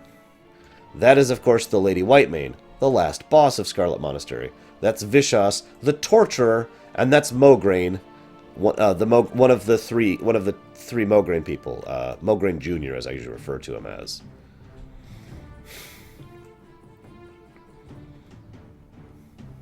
I'm hoping I'll get to see them interrogate the doll. Literally, they're going to interrogate a doll here. An actual doll, not the being of light Naru. Come on, you stupid brats. I'll kill you. I'll kill you and alter history. All three of their personalities are beginning to show through here as well, as an aside. Yeah, it's kind of horrible seeing this place as is, by the way. Oh yeah, we've also got some Warcraft 2 styled music for this place. This obviously happens quite a bit before Warcraft 3. I believe the exact timing is this happens after, like, pretty much right after Warcraft 2. I'm not actually 100% sure on that. But it is definitely quite a bit before Warcraft 3. This would have been, 8 years before Warcraft 3, I want to say? I'm not sure of the timing, forgive me. Okay, I'm tired of running around wanting these kids to torture a doll, so we're going to move on. This is a nice little touch, by the way. This goblin here, he is an aspiring merchant, and he's working on his very first mech. Of course, in the present, he has successfully completed it. And yeah, hey, check it out! You may recognize this young guy. It's a young Nat Pagel, along with his senior, Hal McAllister. I don't think I need to explain anything on that one. But all of this is mostly fluff. And it's cute fluff. But there's one thing I really want to show you guys. In the past. Keep your voices down. There's strangers about. Brothers and sisters, I have called you here today to discuss the fate of Lorerun. I hear things that should not be. The dead rise, undead from the frozen Northlands. Whole cities gone missing. I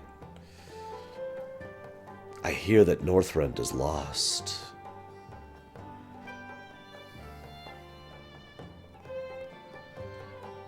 We must stand at the ready.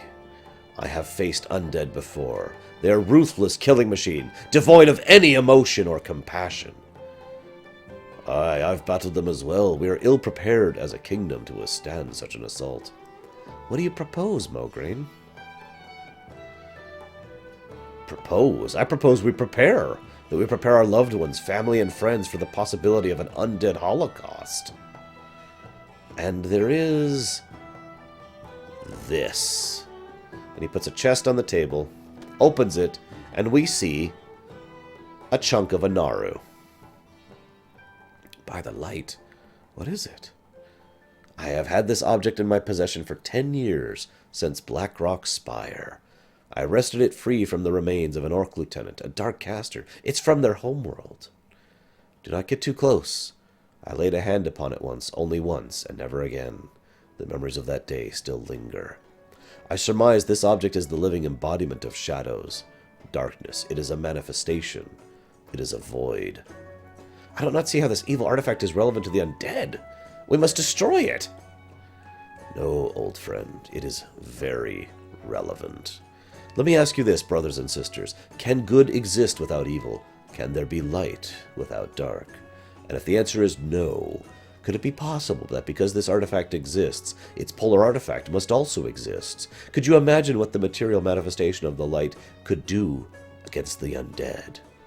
Nonsense, Mograine. It must be destroyed. So he casts a holy spell at it.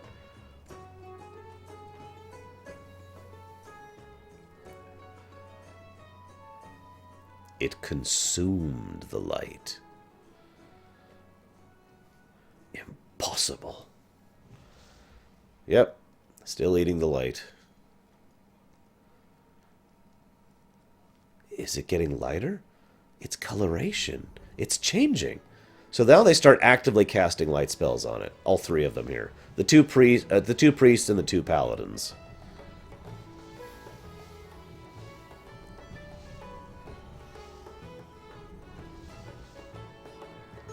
Until it is purified into that.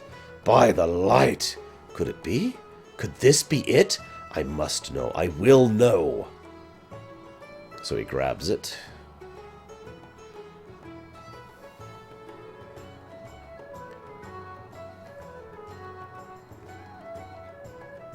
It's beautiful. What I felt when I touched it. The light coursed through me and I through it. It healed my spirit. Your hand! It is healed!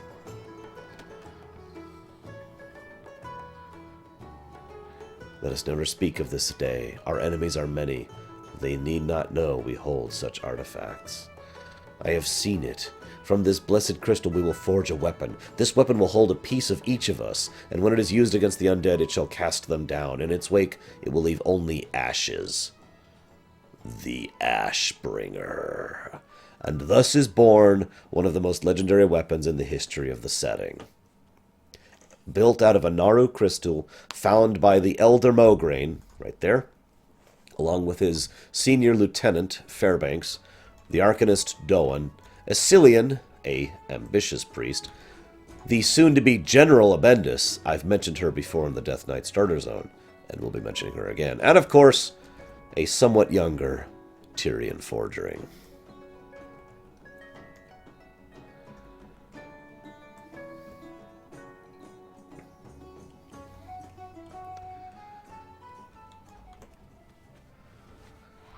So like I said, there's actually a couple of other little tidbits I would like to showcase for you. But I'm not going to because I'm a little pushed for time. And also, they're just little Easter eggs. They're not really lore significant. That was the big thing right there. And yeah, that totally was a D&D event, by the way. In fairness, they didn't actually make the weapon in there. They just... purified the Void Naru into regular Naru.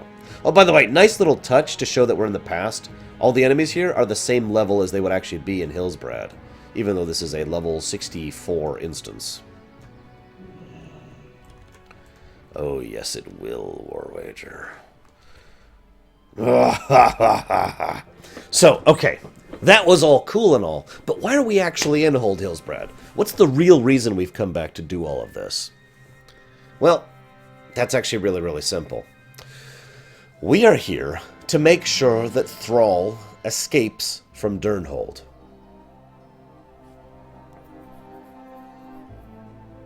The grown-up versions, Rory.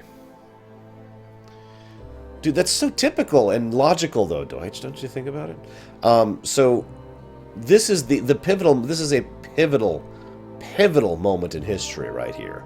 This is when Thrall escapes from Durnholde, from the Lord Jackass McGee, the drunk and abusive and just degenerate, horrible human being. And Thrall will escape from here and go off to end up founding the Horde and do all the things that lead to everything. I mean, really. I shouldn't have to explain why, if this moment in history has changed, everything is screwed forever.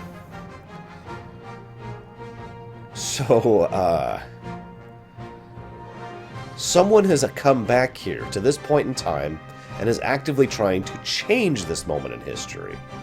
Now, the Bronze Dragonflight, I haven't talked about this that much now, until now, and unfortunately this is the best place to talk about this. The Bronze Dragonflight has power over time, but not mastery over time, if you understand the difference. The main thing that they have is the ability to monitor time and move through time. So they can't just control it infinitely. But what they can do is notice when someone is trying to alter time. They will notice those fluctuations in the time weave, go back and try to fix it. They do this constantly, actually. Now, unfortunately, Warcraft has the multiple realities thing, which I really don't like, and that's just all I'm going to say about that. But the idea here is that we're trying to preserve our reality, our timeline. I meant multiple timelines, not multiple realities, forgive me. So, this is where the actual instance proper begins, by the way. We don't know when Chromie began Venetia, but I can talk about her in the same way I can talk about every Bronze Dragon, aka their purpose is to police the time waves in order to make sure things go the way they should. If you've seen the episode Relativity of Voyager, that's actually a fairly good parallel, all things considered.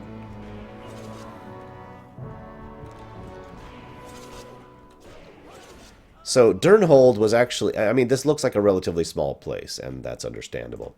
But it's actually not in lore. This is pretty much an entire parcel of land with a small army at its beck and call. And, of course, a lord who was in charge of it, who has a great deal of significant influence.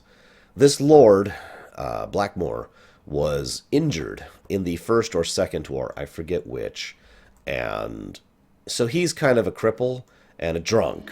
And he's a mean drunk. He's the kind of guy who, there's no nice way to say this, he is actually an abusive drunk. And he's a disgusting human being who deserves to die. There's really no other way to put it. So you notice there's a lot of orcs here. His political influence was significant enough that he was the one put in charge of a large number of the internment camps in the area.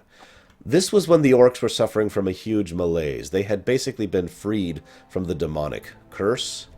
However, as a result, they were suffering severe withdrawal symptoms. You know how the Blood Elves have been, once magic was removed from them, they had these horrible withdrawals from the addiction? It's a similar circumstance, but the orcs, of course, were prisoners. So, unlike the Blood Elves, who then immediately turned around and tried to make a new future for themselves and to fix their history, the orcs just languished in these internment camps. And a lot of them were forced to fight in this rather brutal and barbaric arena in order to satisfy the bloodlust and entertainment of Lord Blackmore. Now, you might be wondering what the heck I'm doing here. The exact thing I'm doing right now is I am going through here setting off bombs. Literally. And these bombs are going to distract the guard so I can sneak in and rescue Thrall. Now you might be asking, why do I have to rescue Thrall? Why can't she do it, the one who originally did it? Tabitha is her name, I believe. Well, for some reason, Tabitha isn't coming to her rescue. Someone has already tried to alter history by shifting her away from there. You there! Fetch water quickly! Get these flames out before they spread to the rest of the keep! Hurry, damn you! I know what you're up to, and I mean to put an end to it. Permanently. So this is Lieutenant Drake. He was an ambitious bleed. Hang on just a second, let me kill him. Thrall must not go free! Lieutenant Drake was an ambitious military man, with the eyes set upon the glory of command during the Second War. His ambition was only matched by his hatred of the green-skinned orcs who had slain so many of his companions, a hatred which took form in his cruel treatment of the prisoners in the internment camps of Durnholde Keep. Teretha? Is that her name? I always forget her name because I'm an idiot.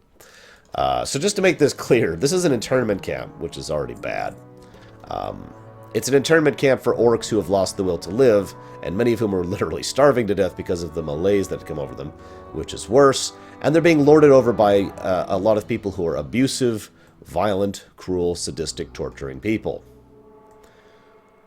Some people say the orcs had this coming. I can't bring myself to agree with that. I'm sorry. Yeah. Oh, excuse me. Keep in mind, we don't know in lore who's actually trying to alter history at this point. In fact, it's really strange because time travel is really, really hard to accomplish. So there's Thrall. Loktar, friend. What is it you wish? Who are you? Leave me be. Oh, quick little anecdote. I know most of you probably know Thrall's backstory. So let me just go over it really quickly here for you, those of you who don't. Thrall is the son of Durotan and I don't remember her name. Two orcs of the Frostwolf clan. Now, he was sent off so that he would be freed from the general demonic corruption of the two, and ended up being found by Blackmore as a baby. Blackmore ended up raising him because Blackmore is an idiot, and thought he could use Thrall in order to conquer the rest of the lands of the humans. Draka, thank you, that was her name. I want to stress this, by the way. This is how stupid Blackmore's plan was. He was raising Thrall to be a new leader for the Horde, so he could conquer the rest of his Alliance fellows. As you might imagine, that plan never really came to fruition. As a result, though, Thrall kind of had an interesting upbringing. So, on the one hand, he received tons of education, tons of skill, tons of training. Basically, Blackmore would bring in the best and the brightest of all of the trainers, and the combatants, and the teachers, and the mages, and everyone to just try and teach him everything they could about tactics, about strategy, about war, about politics. So he became an extremely learned orc. He had a lot of education. The reason I say that's kind of weird is because, remember, Blackmore is a drunk who was an abusive drunk. So he would regularly shout and scream incoherently at Thrall and beat him. Now Thrall, who I will remind you has only ever known Blackmore as he was growing up, had no idea why his father would do these things and why he wasn't proud of him, and it was just a pretty messed up situation overall. So we are here now. So Thrall actually got in close with Teretha, a human woman who actually had this weird trait, which is called compassion. I don't know if you've ever heard of that, because Blackmore sure as crap hasn't.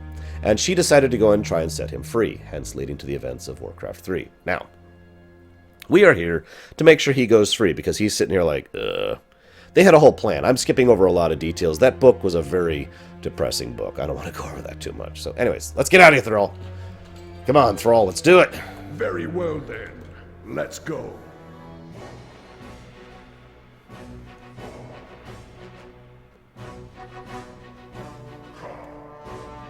What's the meaning of this? Guards! Guards! That's enough out of him.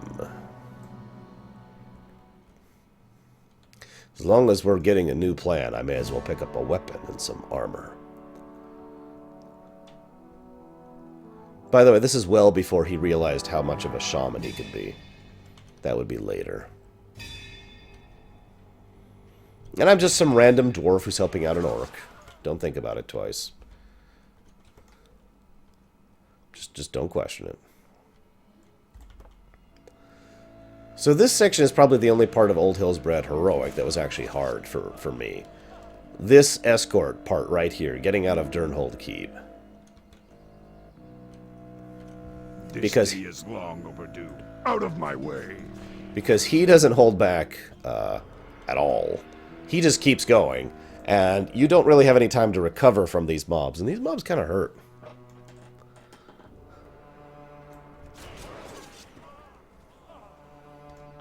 Thank you, You have given me hope.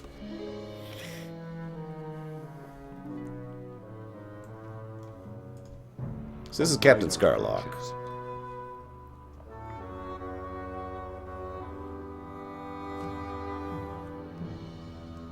Believe it or not, this guy's a paladin. Thrall, you didn't really think you would escape, did you? You and your allies shall answer to Blackmoor, after I've had my fun. Guards! Guards! Nope, you're dead.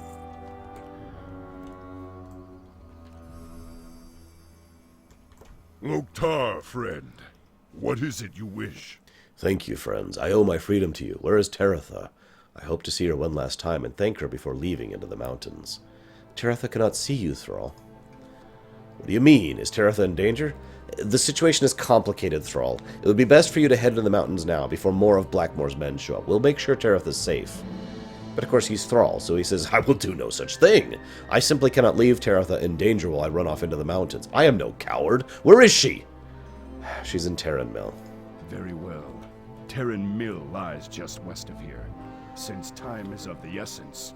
He knows how to ride, too, because, of course, he was trained in a fairly large number of Let's things. ride. I've got a horse, too. It's a little faster than yours. That was Captain Scarlock. Fiercely loyal to Adalus Blackmoor, Captain Scarlock rose through the ranks of the Durnholde military alongside his friend... Whoops, he aggroed them. Alongside his friend Alden Perinold. When Alden decided to take up operations in Alterac Mountain, Scarlock stayed with his lord and mentor and became Adalus's most trusted comrade and advisor, earning the title of Blackmoor's Spear.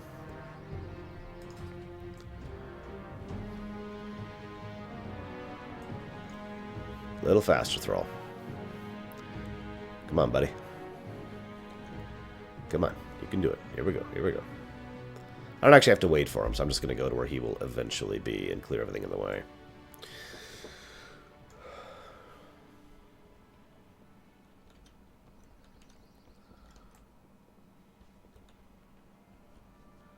But yeah, the overall cruelty these people present is frankly gross. I don't have any other words for it.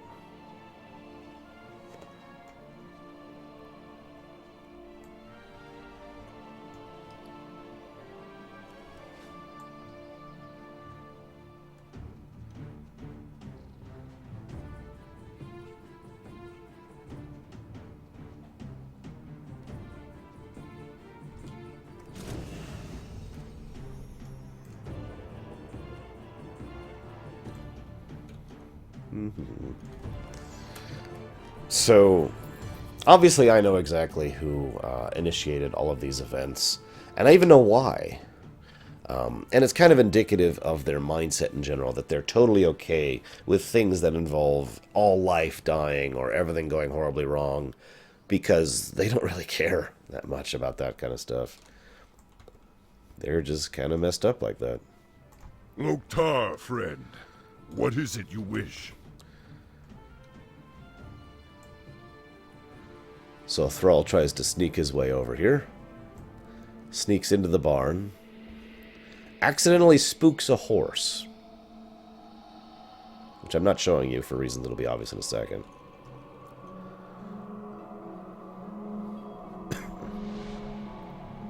So he's trying to calm the horse. Oh, God damn it. I thought I saw something going to the barn. I didn't see anything.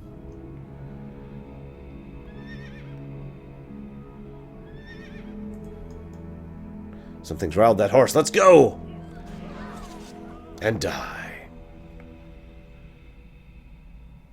Well, he is a bit of a charismatic individual, Wraith. His perspective was also really simple. We help each other. The end. Terran Mill. This place is also pretty different nowadays.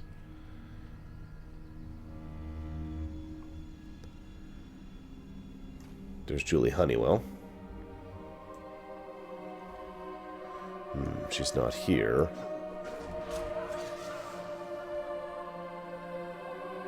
Also, note that... I will not waste this chance. I will seek out my destiny. Also note quite a few of the forces here are also under the control of Lord Durnholde. Not Durnholde, excuse me. Lord Blackmore. Right, wrong guy. Durnholde is the Alterac guy. Teretha! Yay! We've saved her, everyone. Thank God she won't die a horrible, meaningless death. Thrall, you escaped. Teretha, what foul magic is this?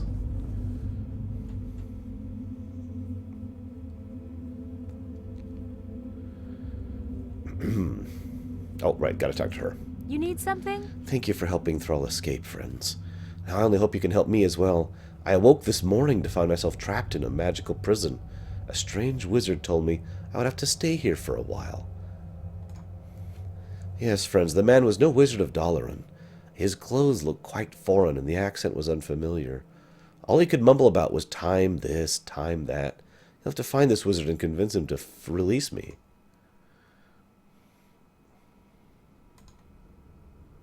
Safe travels. Thrall, come outside and face your fate. What was that? Aretha's life hangs in the balance. Surely you care for her. Surely you wish to save her. I like the infinite voices, by the way. So that... There you are. I had hoped to accomplish this with a bit of subtlety, but I suppose direct confrontation was inevitable. Your future, Thrall, must not come to pass. And so, you and your troublesome friends must die. That is Michael McConaughey, by the way.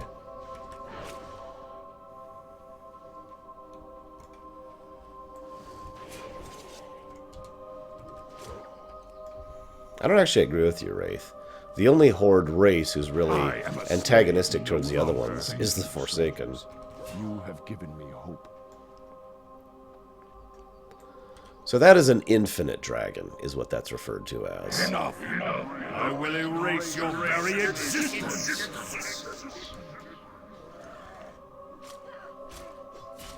No! The Master will not be pleased! I'm free. Thank you all. I'm glad you're safe, Teretha. None of this would have been possible without your friends. They made all of this happen. Thrall, I've never met these people before in my life. Then who are these people? Excuse me, I believe I can explain everything to you, if you give me just a moment of your time. That spell should wipe their memories of us and what just happened. All they should remember now is what reality should be like without the attempted temporal interference. Well done. Thrall will journey on to find his destiny, and Teretha, her fate is regrettably unavoidable. Goodbye, Teretha. Teretha. I will never forget your kindness. They call you monster, but they're the monsters, not you. Oh, just genuine friends. She was very kind to him. And, she will be rewarded for that kindness by Blackmore chopping her head off and flinging it drunkenly at Thrall.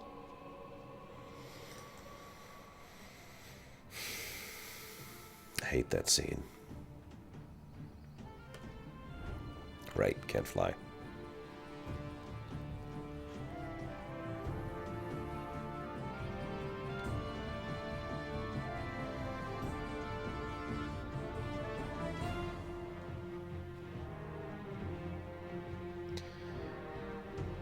Her death is one of the reasons why Durnholde Keep is completely destroyed, by the way. Thrall comes back sometime later, a full shaman, and absolutely obliterates it when he sees that act.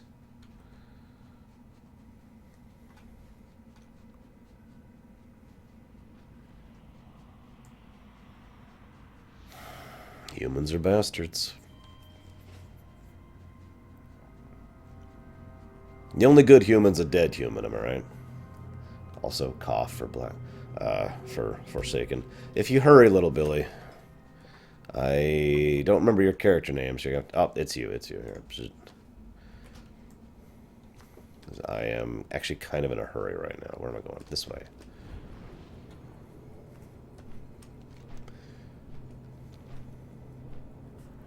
So this is the Black Morass.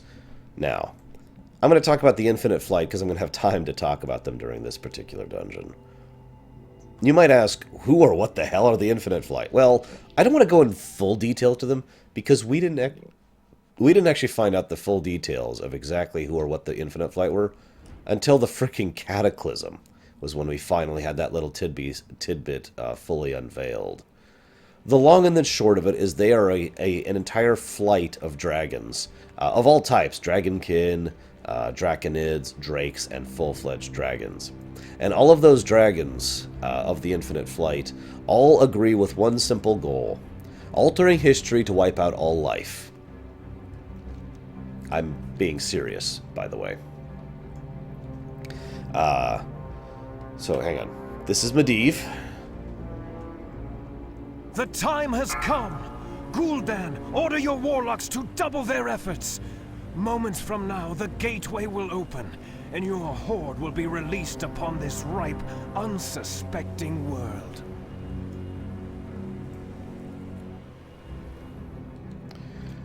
So, that's Medivh. This is just before Warcraft 1, is where we are now in time. In the Black Morass, at the very creation of the Dark Portal. At this point in time, a group of the groups here, the Infinite Flight, I guess I don't need to be vague about it anymore, but the Infinite Flight is here, specifically trying to stop Medivh from opening the Dark Portal. Now, at first thought, you might think, well, wait a minute, wouldn't that be an amazing thing to happen? Getting rid of the Dark Portal? Wouldn't that benefit, like, everyone? Well, no. See, as horrible as this sounds, the Demonic Horde's invasion is what united Azeroth. If it wasn't for that, Azeroth would have dissolved into constant, unending civil war and infighting and backbiting and all that wonderful, horrible stuff, until the Legion finally invaded and would have absolutely crushed Azeroth, killing everyone, taking the Well of Eternity, and winning. So no, preventing the Dark Portal from opening is not a good thing. I mentioned this because at each of these moments, each one of these dungeons, the Infinite Flight gets more clever. The first dungeon, they tried to prevent Thrall from escaping Blackmoor, which, I mean, okay, anybody could see why that's a dumb thing.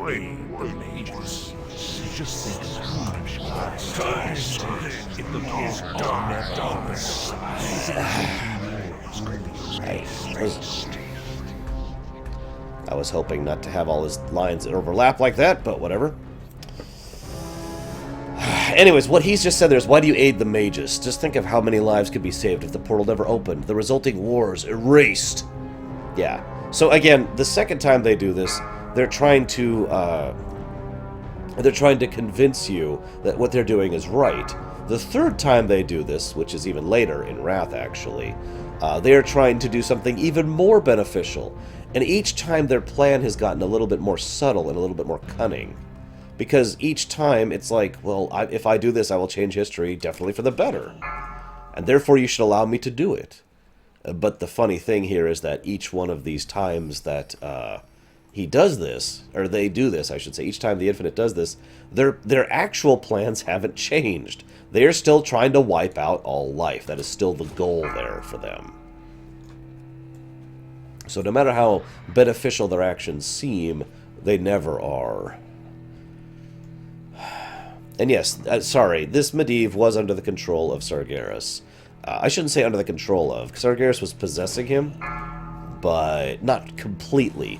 Medivh was capable of pushing back and fighting back against Sargeras' power at times, so it wasn't completely Sargeras. Nevertheless, this was Sargeras' plan, to bring the Horde here to wipe out all life on Azeroth. Sargeras is not the most brilliant tactician in the world, but furthermore, he couldn't have possibly understood what the effects of his actions would be. Nobody could have known that. I mean, let's recover this. The introduction of the demonic horde to Azeroth saved Azeroth. How many people could have predicted that?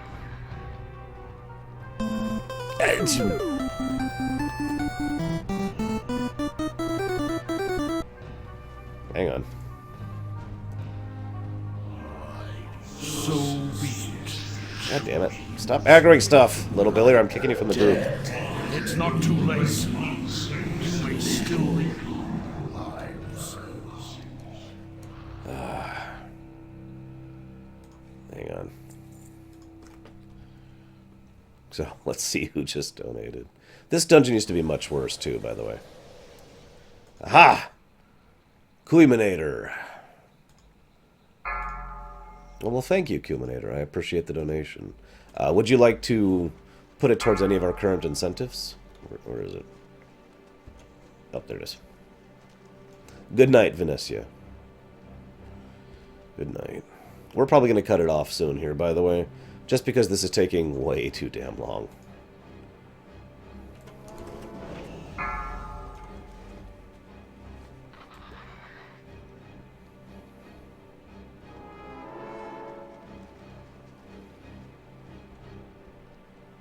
My pick. Okay. Well, thank you again for the donation. I appreciate it.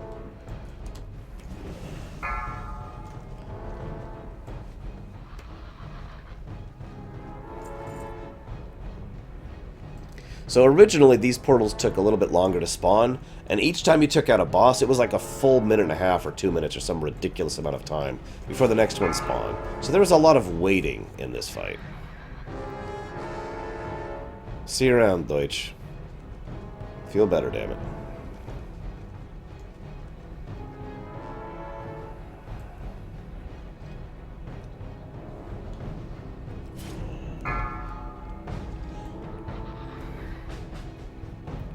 So this last boss, I would really like to not aggro before he finishes talking, so you can hear what the hell he has to say. Also, doing this place as a gnome apparently sucked back in the day. Okay, so he's spawning over there, so I'm going to stay back here for a bit. I think we will do Hyjal tonight, and then we can finish up. We can start Black Temple tomorrow. The time has come to shatter this clockwork universe forever. Let us no longer be slaves of the hourglass. I warn you, those who do not embrace this greater path shall become victims of its passing. Let us see what fate faces only a matter of time. I am grateful for your aid, champions. Now, Gul'dan's horde will sweep across this world like a locust swarm, and all my designs, all my carefully laid plans will at last fall into place. The orcs stomp through. Shadow Council orcs specifically.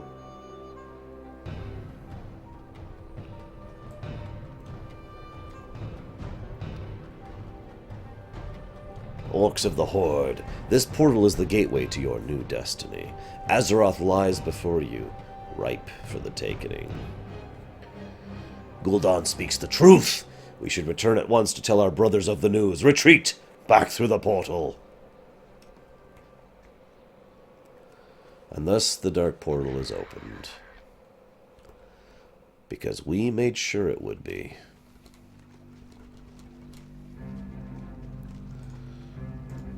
Interesting, isn't it?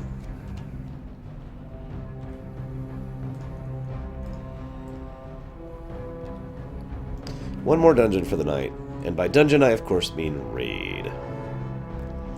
Mount freaking Hyjal.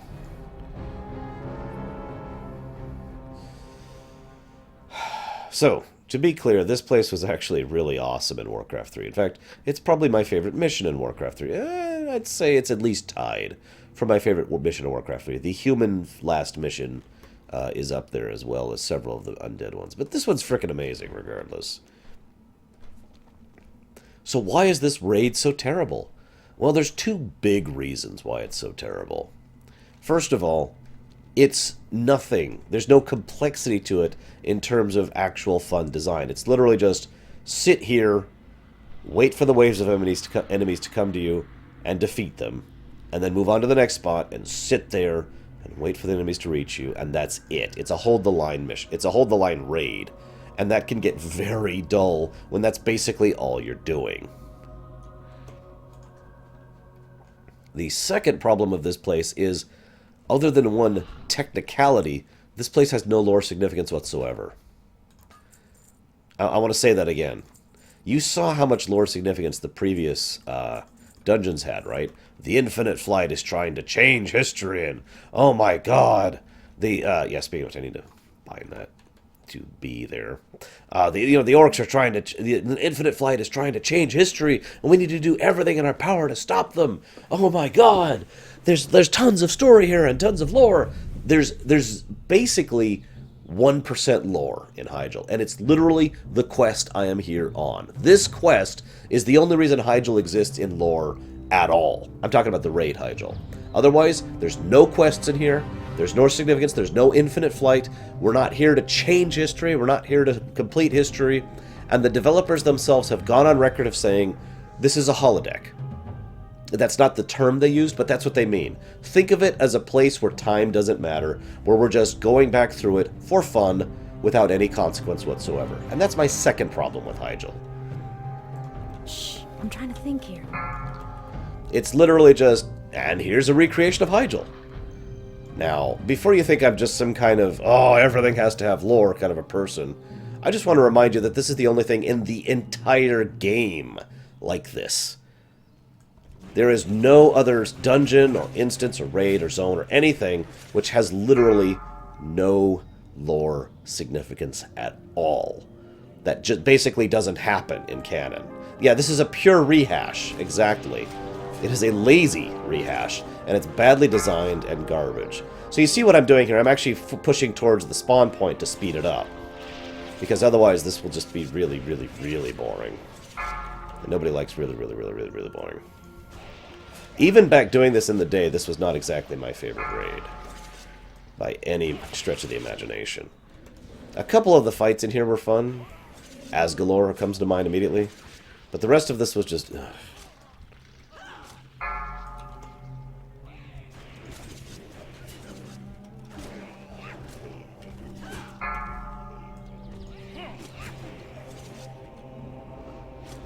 Ah.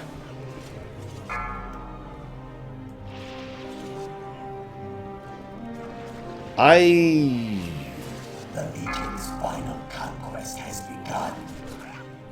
Once again, the subjugation of this world is within our grasp. Let none survive.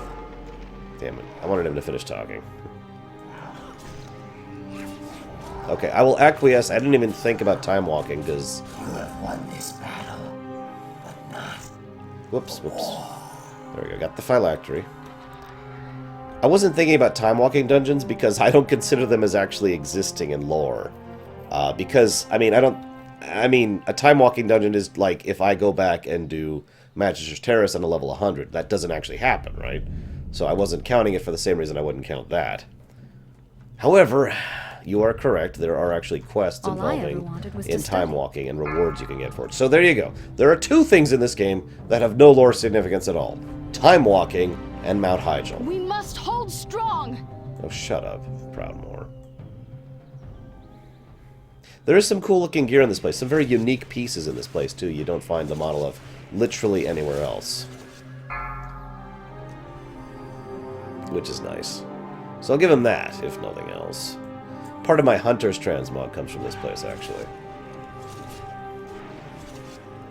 But really, I would probably be able to tolerate the it's just for fun thing if this place wasn't just such a slog and a chore to do.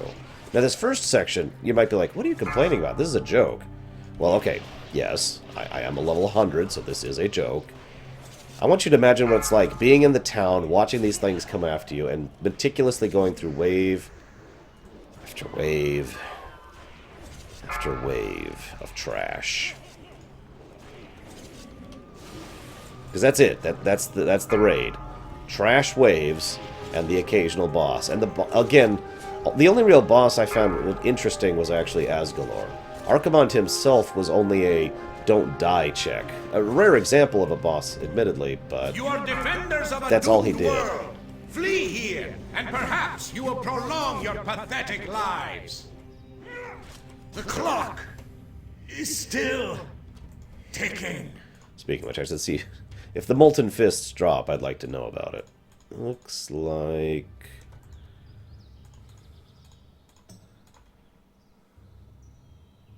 There's a pet that dropped if anybody wants it. Yes, I remember. No, that wasn't Mal'Ganis. That was, I can't remember his name. Anetheron. Anetheron. These are actually the characters who are in the Warcraft 3 map. Anetheron, God, I can't even think of their names. The Lich, what's his name? Winterchill. Anetheron, Winterchill, Asgalor, and Khazragal were actually the units that were in the original Warcraft 3 mission. We have won valuable time. Now we must pull back. I have the pet, by the way, which is why I offered it to whoever wanted it of them.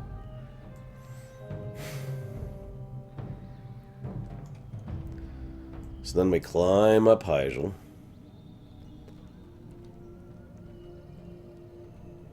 There's nothing there. On the way there, this is just a long run for no reason. So, like I said, the first chunk of that, admittedly, not actually that bad. It's just wave after wave of trash. It's boring, but it's not bad. This upcoming section actually gets to the point of irritation, though. Because they're going to have flying mobs and spawns in multiple locations. So a lot more running around, a lot more splitting up your group if you're doing this back in the day. And a lot... it just takes longer to kill stuff. I don't remember, actually, Rosulia. I'm not sure. I know I got one of the fists on my monk, so I can use it for his transmog, which is awesome. By the way, I was really happy to get that.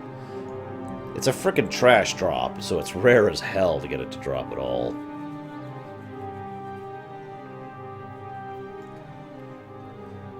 But yeah, only your ranged DPS could do any meaningful damage to the gargoyles and to the frost drakes that show up for this mission, or for this section of it.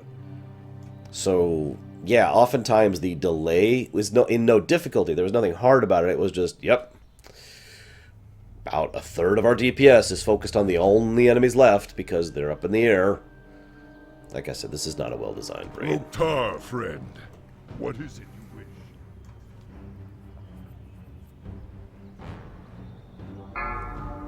Hey, Sterlings.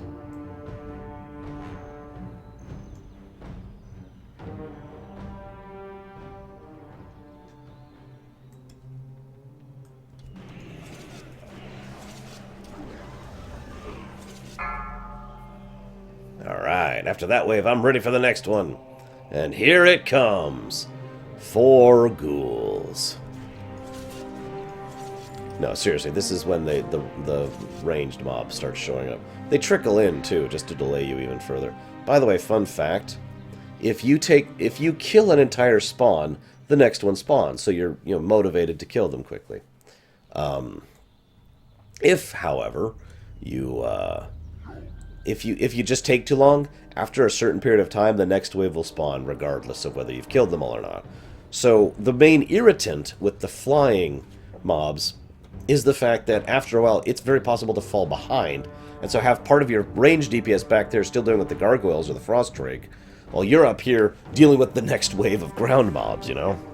And of course, some of these trash were actually pretty rough. There was a particular spawn I will never forget, which was like 6 necromancers and 6 banshees, which may not sound like a big deal, but trust me, it was a wrecker. We would wipe on that particular trash fight more than any of the other waves in this entire raid. More than most of the bosses in this raid. Unless I... Yes, I have, Sterlings, even though the latest update was kind of pathetic. But yes. Why do you ask, sir?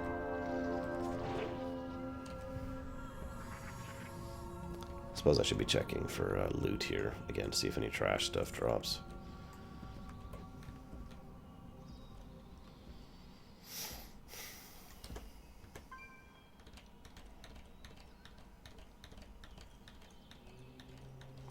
Thank you, by the way, Hylisk, for the help. You are speeding this up tremendously. If he wasn't there, he's a mage. I would have to be back there spamming throw, because that's my only ability to kill the gargoyles and the frost drake.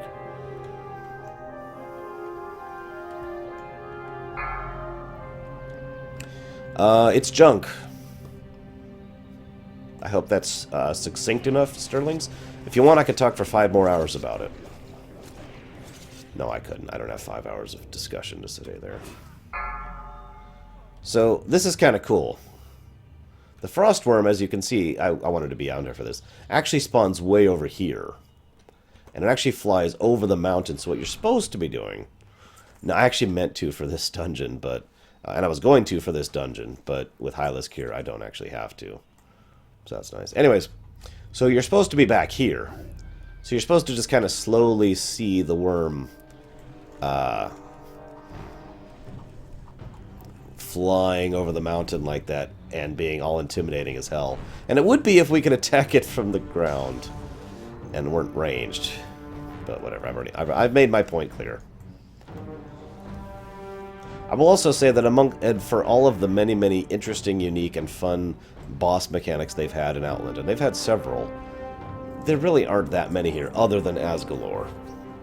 So Asgalor's main command, I've talked about it several times, I might as well mention it. Asgalor's main component is every so often he hits someone with a spell called Doom. After about a minute has passed, the person with that spell dies. No damage. They just die. And the moment they die, they spawn a Doom Guard. So dealing with that is a huge hassle and also basically provides a slow and rage to the fight. Furthermore, he also will hit an entire area with Rain of Fire, and he has a rather mean AoE centered on him that we had to have an entire tactic for dealing with, because Shadow Priests had shorter range back in the day. It was a fun fight, and we had this whole convoluted, complicated setup for taking down Asgalor. Khazragal was okay, I guess. Not... yeah, goddammit. Not great, though. God, these guys run fast. Come here! Cry for mercy! Your meaningless lives will soon be forfeit. This is Khazragal. He likes to make you burn your mana. And then he dies.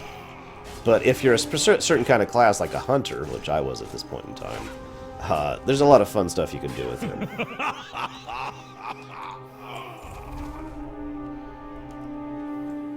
Oh, as a fun little anecdote, this was another interesting example of ranged tanks. You know, hunter tanks or mage tanks or whatever. I was one of the main hunter tanks for our group for this area. Oh, by the way, another little fun note. You see Thrall here? You saw Miss Proudmoore earlier, right? If either of them die, it's a wipe. And you get reset, okay? Now, I want to explain what that means. So, we're on wave 1 of 8, right? Wave 8 is the boss. If we wipe on wave 7, we come back in, start the event again, we're on wave 1 again. We start all the way over from the beginning of that particular cycle.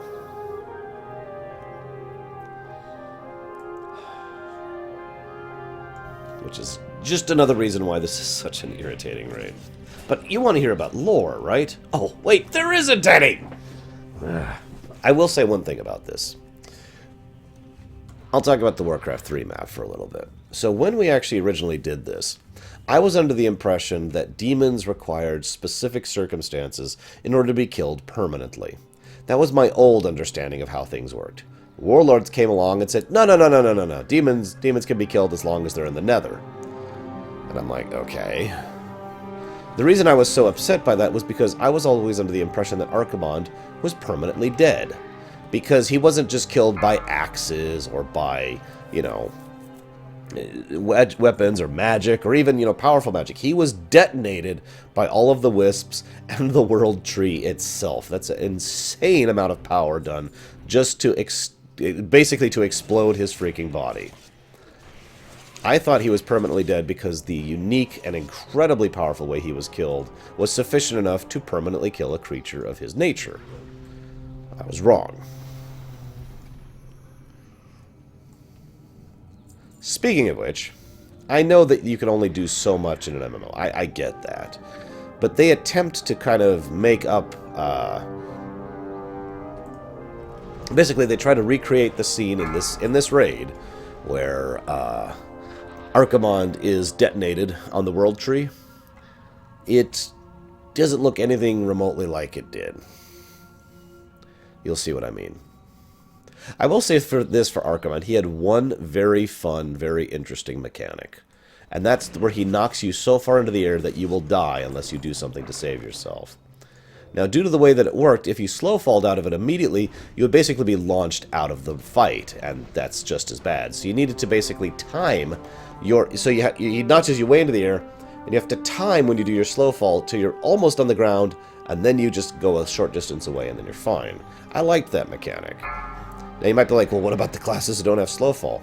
You would actually have a item, and this item would enable you to... cast Slowfall, basically, even if you were a class that didn't have it, like a warrior or whatever.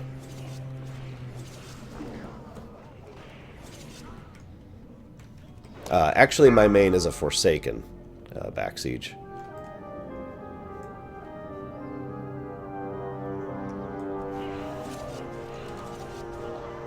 By the way, this right here was that hardest wave I just mentioned. The Banshees cast Miss and are ranged DPSers. The Necros will spawn additional mobs for every dead mob nearby. That includes enemy mobs and your own players. If any players die, they will get right back up and start hitting you. And they do lots of shadow damage. And they have this wonderful buff that makes whatever they hit like a truck. Or whatever they hit with it hits like a truck. So yeah, the Necros were actually quite mean back in the day.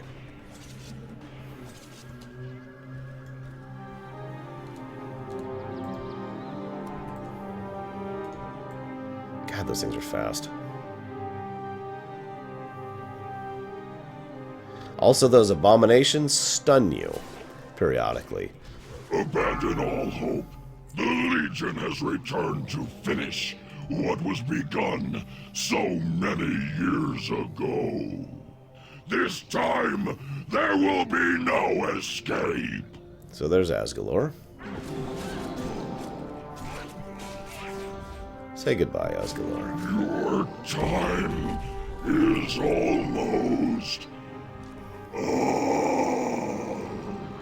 So time for Arcamond.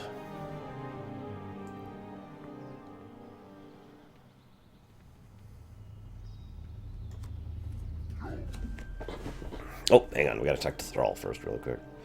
Forgot about that. Loktar, friend. All of your efforts have been in vain. For the draining of the World Tree has already begun. Soon, the heart of your world will beat no more. Obviously a different voice than in Warlords. And a different voice than it was in Warcraft 3, too. That's 3 different voice actors who have played Arcamond, and he's only had 3 appearances. I just find that funny. Oh, I know, right? I actually did the trick to bug my way into Hyjal back in Vanilla or BC, I forget which. And I was like, oh, we got in, and it was just this completely empty, barren zone of not interesting.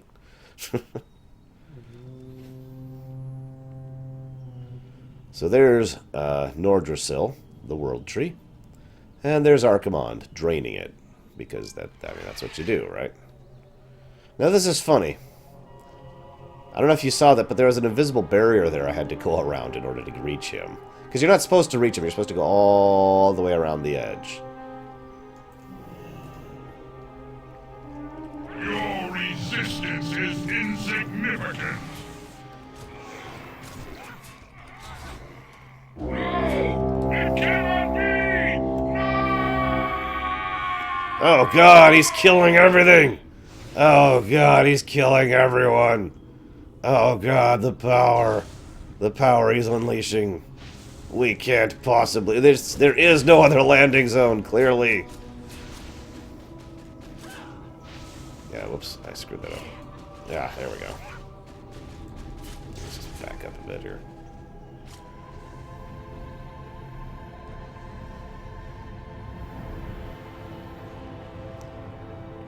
If you can't tell, the Wisps were actually meleeing him there.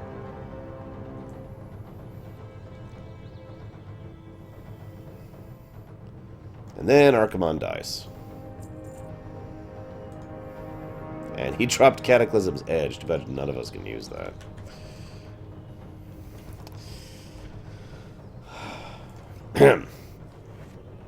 And that, my friends, was Hyjal. And the Caverns of Time in general, at least as of BC. Now, it's quite late, so it appears tomorrow we will have to finish up BC. Tomorrow we have on the block, we're going to be doing the rest of the Attunement chain. We'll be doing the Black Temple, a raid I thoroughly enjoy. We'll be showing off a bit of Kael'thas, doing the Magister's Terrace, and then we will be finishing up with the Sunwell. And we'll have random happy music because we're in Pandaria. So I'll see you tomorrow, guys.